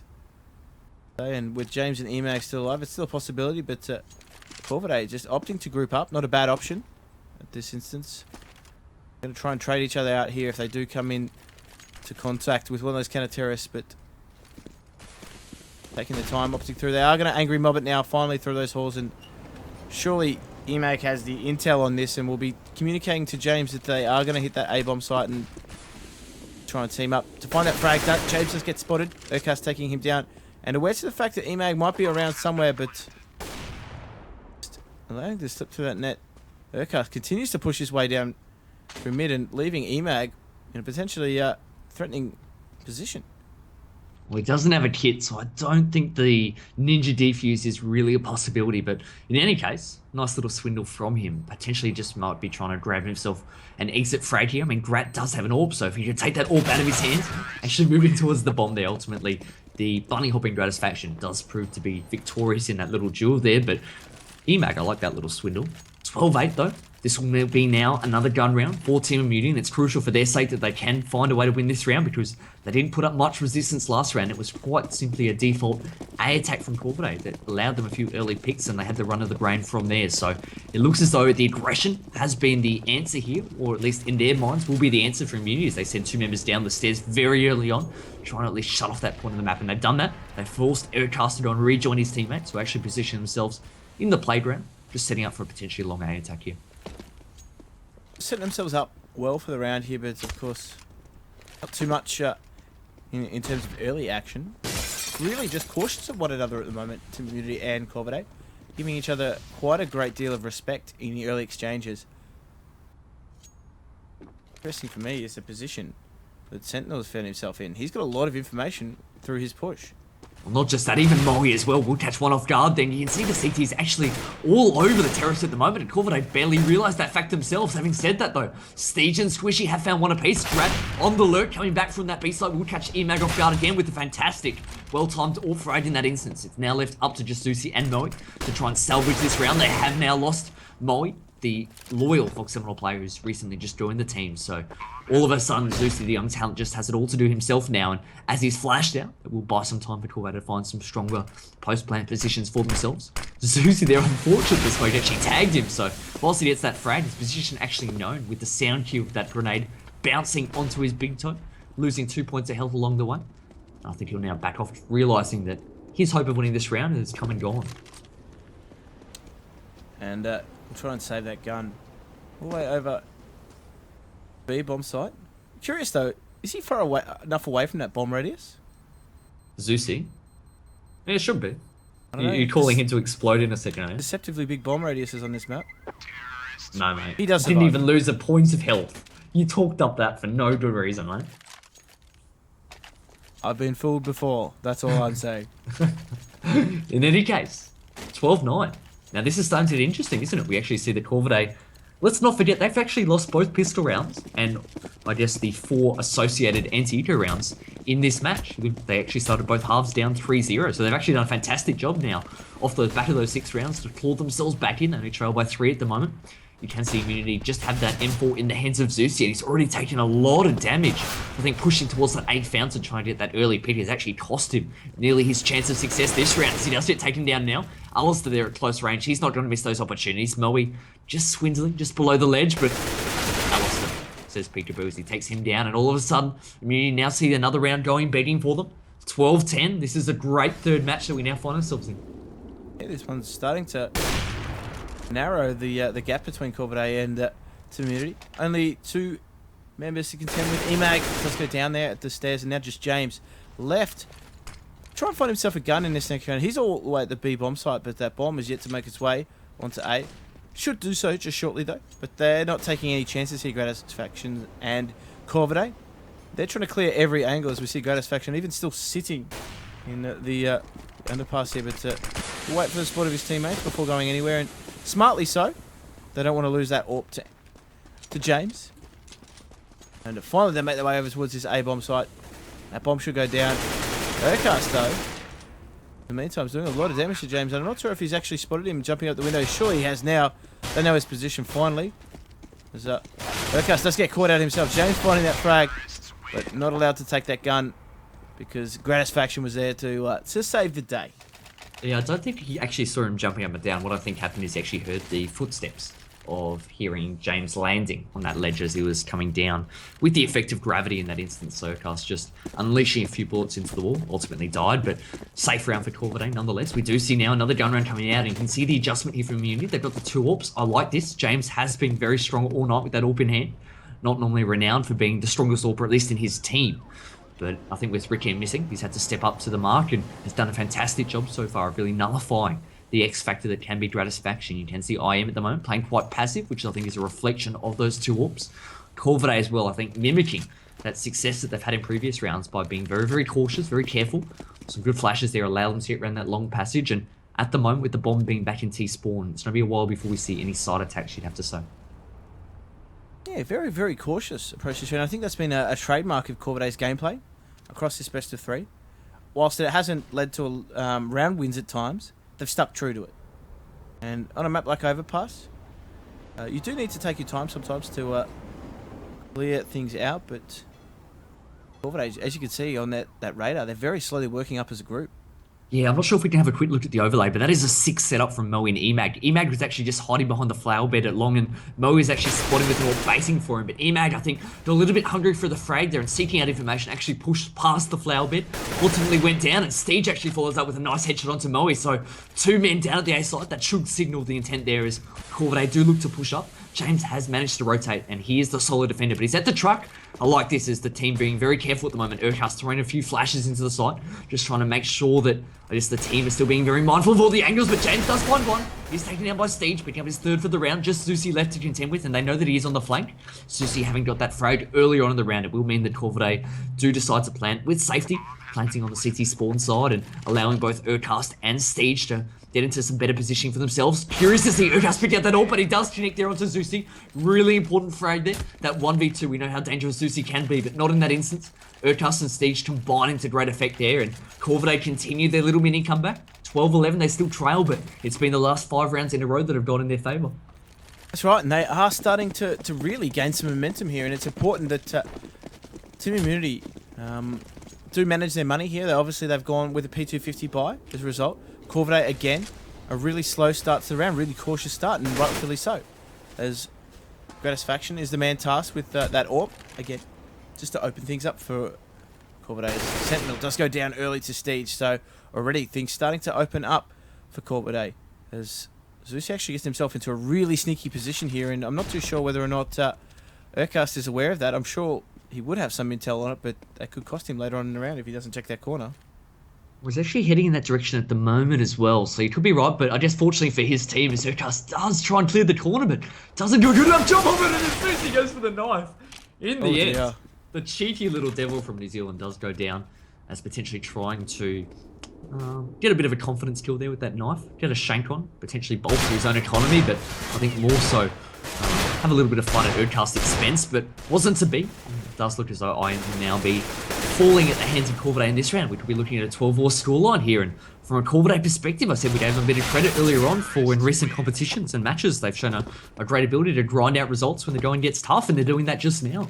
I mean, full credit to them. Immunity as well to put themselves in this position, but now with both teams on the verge of taking that step closer towards victory, be curious to see who sets up. We can see again, Moe with that AWP in hand. James can't afford it this time. So it will be just that single AWP from the Immunity side, and Moe taking his, at least temporarily, towards A-long.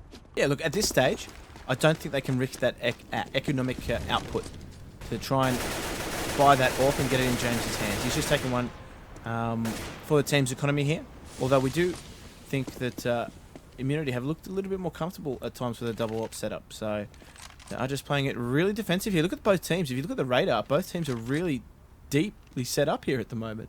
This is how important this round is. You're right. The only thing I'd say, though, is that Urcast himself is actually a little bit more advanced than we've seen in previous rounds. I mean, last round we saw that Zeusy almost caught him off guard.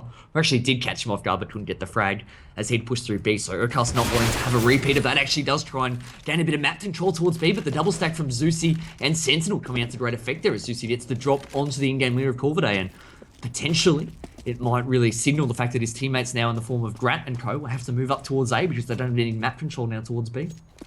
That's right, and they haven't even broken that stack there at B. Zeussy's still sitting in that forward position, but in the meantime, Gratisfaction is teaming up with zone team to form a stack of their own, but They are slowly making their way up towards that A site, Corvidae, and really biding their time.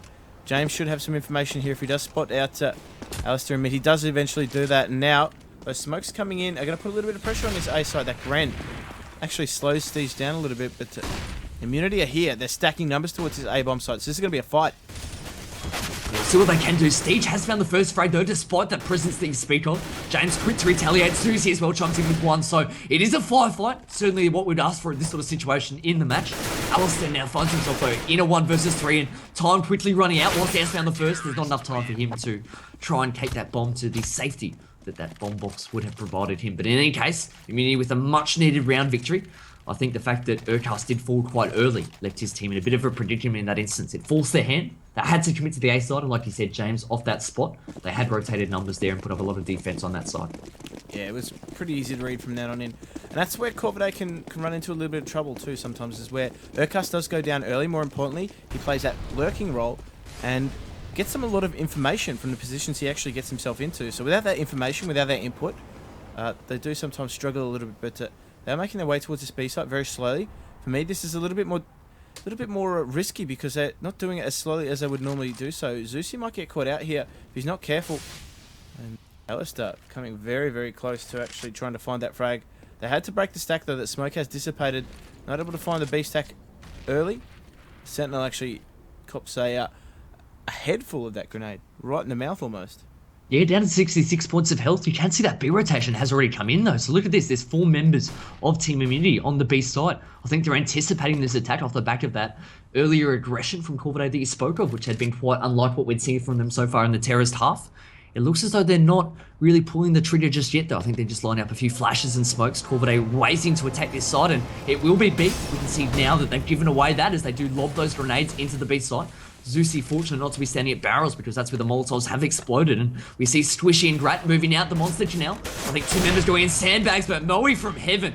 Death from above. He has grabbed 2 frags. He will now reposition himself, but he's certainly done his job so far and can't quite catch the member there. Gratisfaction it was, who was actually retreating towards short, having planted that bomb. We can see now though, they're actually going for this interesting sort of post-plant stack coming out here. So this could actually be miraculous, or it could prove to be really ineffective at all, which really says nothing other than the fact that they now have it all to do. A 4-on-2 situation. Immunity now recognising that short is likely to be the point of attack here for Corvidae, and the smokes are coming in, but at the moment, despite Urcast getting 1 frag, I think that bomb defuse can very well come in, and oh, Gratisfaction unlucky that I think a moment too late there as he did get that frag onto EMAG, but the defuse already come in. The Immunity to get through that round by the skin of their teeth. What an intense round that was. It was the defuse coming in. Pros don't fake. They stuck that one. I don't know if Moe actually spotted out that double stack from Urcast and co in water, but nonetheless they were forced to break it because that smoke would have not allowed them too great a vision, and I don't believe that stack would have been too effective anyway. But nonetheless, Team Immunity secure 14th round, and another buy round coming out from Corvidae. That AWP on Gratisfaction, and funnily enough a Dak on Steege. I'm not sure if that's a missed buy or a calculated attempt. As Urcast does go down early here, so this is where we've seen Corvidae sometimes struggle at that B site too, so potentially giving up some information as to where the rest of the team are going. Yeah, and it's almost like an exact replica of the previous round where Urcast went down at B halls, and again his teammates were left to commit onto that A-long. This time they haven't yet pulled the trigger, but I just must commend the teamwork of IM in that previous round. Obviously, E-Frag sticking the defuse, recognising that with 3 teammates to support him, he backed and trusted his teammates to get the job done and cover him. In the end, he did go down, but did get that defuse in prior to dying, and I like this from Corvidae, trying to use Gratisfaction's AWP here, Jim. Right, and I'm not sure if you're still in counterpit mode, but it's EMAG, not E-Frag, but they're going to make their way. Oh, yeah, true. Good point. This double Very stack cool. here. Moe takes down Alistair with that double stack. Great work there. As, he uses the cover of those leaves to go full Bear Grylls, find that frag, and now crossfire here, set up at A. Moe missing his shot onto Steege at long there. Perhaps we'll rue that chance later on, as now Gratisfaction knows where he is. He's trapped at the moment. Gratis actually missing that frag onto James. James makes him pay for that quite dearly. As now Steege is here at long with that Dak and has to go 3 versus 1. Does find the frag onto EMAG. EMAG potentially mistaking that from an AWP, stepping after he took his first shot. And now Moe does finish him off there. Team Immunity bringing out match point. Corvidae need to find an answer here, but their money is not going to allow Gratisfaction to get an AWP unless he goes glass cannon. I wouldn't be surprised to see that. Well, yeah, we've already seen him do that once this half, and I think it's the right decision. I think they really need to utilise that strength in the team, and he has invested, like you said. I actually think he's been able to actually scrounge together some armour as well, so Might be good money more for management him. has allowed him to get that AWP, but IM really have had the answer when they're going. It has got tough in this match. These last few rounds, they have stepped up in such a massive way. You can see at the moment some earlier signs of aggression from Corvidae, heading towards long very, very quickly. And from a CT perspective, only Moe at the moment on that A site. James quickly coming up the stairs, trying to rotate, but Rat with that AWP that we spoke of, proving that it was a wisely investment for himself and the team, does get that opening frag onto the AWP of Moe, and his team at the moment really pushing up very quickly to jump onto this A site. That's right, and they're not messing about. Steve opening things up on the A-bomb site there. Important frag onto EMAG as now the rotation will come through. Sentinel's taken down by Urcast. Urcast is in that lurking position. That's where he's most threatening. And, well, it's a 5 versus 1 here. Zusi, the new player, of course, just left completely out of the loop here at the B-bomb site. We'll try and save his gun. Knows Urcast is around somewhere, but, of course, the round is done and dusted. Corvidae find themselves an important round in the context of this match, but they're going to need to find a few more because they're going to have to do this in overtime if they want to win this. You can see at the moment Zusi just saving his gun just outside the B water, and I think whilst the intent from Corvidae is to try and take that out of his hands, I'm not quite sure if they're going to find him in time. They should do so. They're actually heading down the stairwell now, so Squishy should be the one to find that jewel and take that gun out of his hands. I mean, not having too much money in the bank could mean that potentially next round could be a freebie for Corvidae. We could be looking at just it all coming down to the 30th round as it is, though. Potentially spoken too soon. He has actually managed to save it, so great work there by Zusi. We'll get the frag onto Steve. Fantastic work here. And, well, a bit of an uneven set of money here for Team Immunity, funnily enough. Zusi actually saving that out. They are going to drop a few pistols around and drop teammates' pistols. Zusi the only one retaining that. And their money situation didn't actually allow them to buy. Zusi, unfortunately, has to go hero mode here, as he's the only one that's got the Colt. But look at this B site hit from Corvidae. They're going straight for the throat. They're not messing about.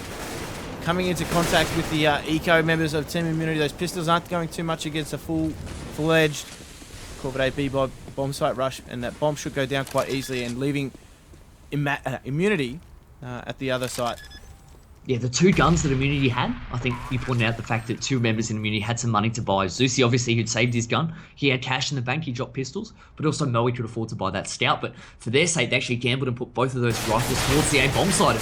Whilst James does find one and Moe with another, I think it's just a lost cause by this point. I think they're just trying to inflict as much damage and potentially just trying to get some more guns out of the hands of Corvidae. I mean, Moe doesn't particularly want to have to use that scout next round. I think he'd much prefer to be using an AWP, which we will see him invest in most likely. So probably not worst case scenario there from Corvidae, but this is great. We've had a fantastic BO3 tonight in the terms of the matches have been very close. I know we've had some technical issues along the way and players subbing in and out, but at least the quality of the Counter-Strike has been, or has meant, that the matches have been very back and forth the entire night long. So I think it's quite fitting to find us now on the 30th round with it all to play for. I echo that sentiment entirely because Corvidae are really taking it to Team Immunity. I know obviously not ideal playing conditions for both teams having to use a sub. Obviously varying strengths, but nonetheless, they are taking this right to the wire. Corvidae, important round coming up. They need to force this overtime. We can see from IM's perspective, actually EMAG and Sentinel, they actually don't have any utility. It's just the rifle and perhaps their secondary pistols to support them. So they don't need to get it done, need to get those headshots. Corvidae at the moment heading towards A, but quite slow. Crucially for me, all 5 members there this time. Urcast not opting to lurk towards B. He's sticking with his teammates. I think he's learned his lesson from earlier on in the half where he was punished a couple of times by Sentinel nonetheless, and Zusi once as well. But it looks as though Corvidae now moving up a little bit faster, a minute 25 left on the clock, and they've now got control of toilets. And actually, I think Moe here quickly rotating, trying to support James. James recognising some early pressure there as Gratisfaction does take him down. So best possible start here for Corvidae. They found that first frag. The smoke though, I think it will slow the pace here for Corvidae, Jim. That's right, and they are just sitting outside the A bomb site and not really committing to it just yet. They are, in fact, just backing off a little bit and just reassessing the situation. And in the meantime, a little bit of confusion from Team Immunity. Sentinel's not too sure whether or not he should rotate back or forth from the A site, but the smokes and Molotovs are coming in. The smokes have gone up. Immunity are locked into this A site at the moment. And Sentinel just navigating his way around that truck. Does get taken down. Alistair, another important frag. 3 versus 5 here, but Urcast is just trying to eliminate a lurk. Yeah, I'm not sure what he's doing though, because he's got a teammate with him. Both Gratisfaction and Urcast seemingly watching behind him. EMAG punishing them with a triple there. Fantastic work as he looks for a fourth, shutting down the A site. So as Corvidae walks into the A bomb site with only 3 of their 5 members there. EMAG doing a wonderful job of saying thank you very much. I'll shut down that a half-hearted attack any day of the weekend. Whilst they now do smoke him off, it should still allow him the cover to try and reposition himself. Mwave takes down Urcast. All of a sudden, Corvidae, from a 5-on-3 to a 0-on-3. They've thrown away that last round there. EMAG absolutely pouncing on what was a split attack onto that A site. Both Urcast and Gratisfaction caught in no man's land trying to watch behind them. And really, they paid the ultimate price there for all the hard work that they did in that map, clawing their way back in. That is a horrible way in which they lost that last round. My hearts go out to them, but congratulations to IM. I think it goes to say. Against all the odds here, I'm not too sure what they were doing without the bomb. No idea, mate. I know what they were trying to do, but they didn't have the bomb. I think that's the key piece of the puzzle that they were missing there. But Corvidae came within a bee's wing of taking that into overtime. They had the advantage, 3 versus 5. But that's a reflection of just how, I guess, unpredictable that particular matchup was. Really, Corvidae took it to the wire. Took the first map, capitalizing on Team Immunity's misfortune, I guess, in the first map and having to play with 4. But Team Immunity, they didn't let that shirk them at all. If anything, it actually worked to the detriment of Corvidae. Corvidae really not capitalizing on that advantage. In fact, changing their style from what should have been played to taking some unnecessary risks as counter-terrorists. So it's been an interesting night of Counter-Strike, and certainly the fans were treated to an absolute show. Yeah, I mean, lots of storylines coming out of tonight. I just think when I look back at that last round where Corvidae, I mean, they're in a 5-on-3. All I can think of, because I'm just thinking about, I think the time on the clock when all those frags started to go down, I think there was about 45 seconds left. So still plenty of time to play with. And we saw Urcast, I should say, watching the flank from the stairwell. But it just seemed to me as though the call was made. Not sure who it might have come from, but the call was made, I think, to push into the A site, perhaps a little bit overexcited from Corvidae, recognizing that, look, they had 2 frags there. They were on the verge of taking it to OT. I think that they were almost so intent and so keen on trying to take it towards that overtime that I think they lost their structure that round. We saw 3 of them running in, and EMAG, you can't give that guy a second opportunity because he absolutely pounced and punished them for that misplay there. And in the end, I think Corvidae are their own worst enemy in that final round. I think that there's a lot of positive and negatives for those guys to take away tonight, but the key story for me was the fact that I think I am doing a fantastic job having that resilience to still get the win on the board tonight. I mean, you can't stress enough the fact that they played on that first map, half of the first half, 9 rounds, with 4 members. They got Sentinel in for the second half and ultimately lost out before turning it around and winning on Train and Overpass. So congratulations to those guys. Obviously, champions find a way to win in the end and justifying their #1 spot in the Oz CSGO rankings, at least according to you and I. Definitely, and managers doing some work. Yeah. Doing some work. Sentinel just dusting off the Steel Series product there and making it work for him. But of course, absolutely fantastic night of Counter-Strike that has been brought to us proudly by our head sponsors, Mwave. Of course, Turtle Beach, Plantronics, Netgear, Logitech, and AK Racing, all making it possible as well. But I think that pretty much concludes proceedings for the evening. We'll stick with this channel, guys. Make sure you're following it as well. We're going live with Counter-Strike pretty much all the time, and our CGPL nights with games being played on Sunday nights, Monday nights, and Thursdays. There's certainly plenty of action going around. Unfortunately, we were a little short on the casting desk tonight with other casters not able to make it, so we will look at getting those other games, I do believe, broadcast at some point. But it's been an absolutely tantalising night of Counter-Strike. Immunity prevailing 2-1 in their best-of-3 matchup with Corvidae. Corvidae, as we said, just so close to getting themselves across the line. They'll be ruining that chance, but nonetheless, they'll certainly learn from the experience. As we said, they're a young and up-and-coming team and exciting prospects for the season. I think that, as we said, we'll conclude our proceedings. I've, of course, been your host, Jim and Esso. I am the irrefutable Noodle. Irrefutable. Yeah, we'll leave that one at that. But, of course, we've enjoyed bringing it. We're, of course, part of the Peanut Gallery team on the Cyber Gamer Premier League channel, guys. It's been an absolute pleasure. We hope you enjoy the rest of your evening. Until then, we'll leave it in your safe hands. Good evening.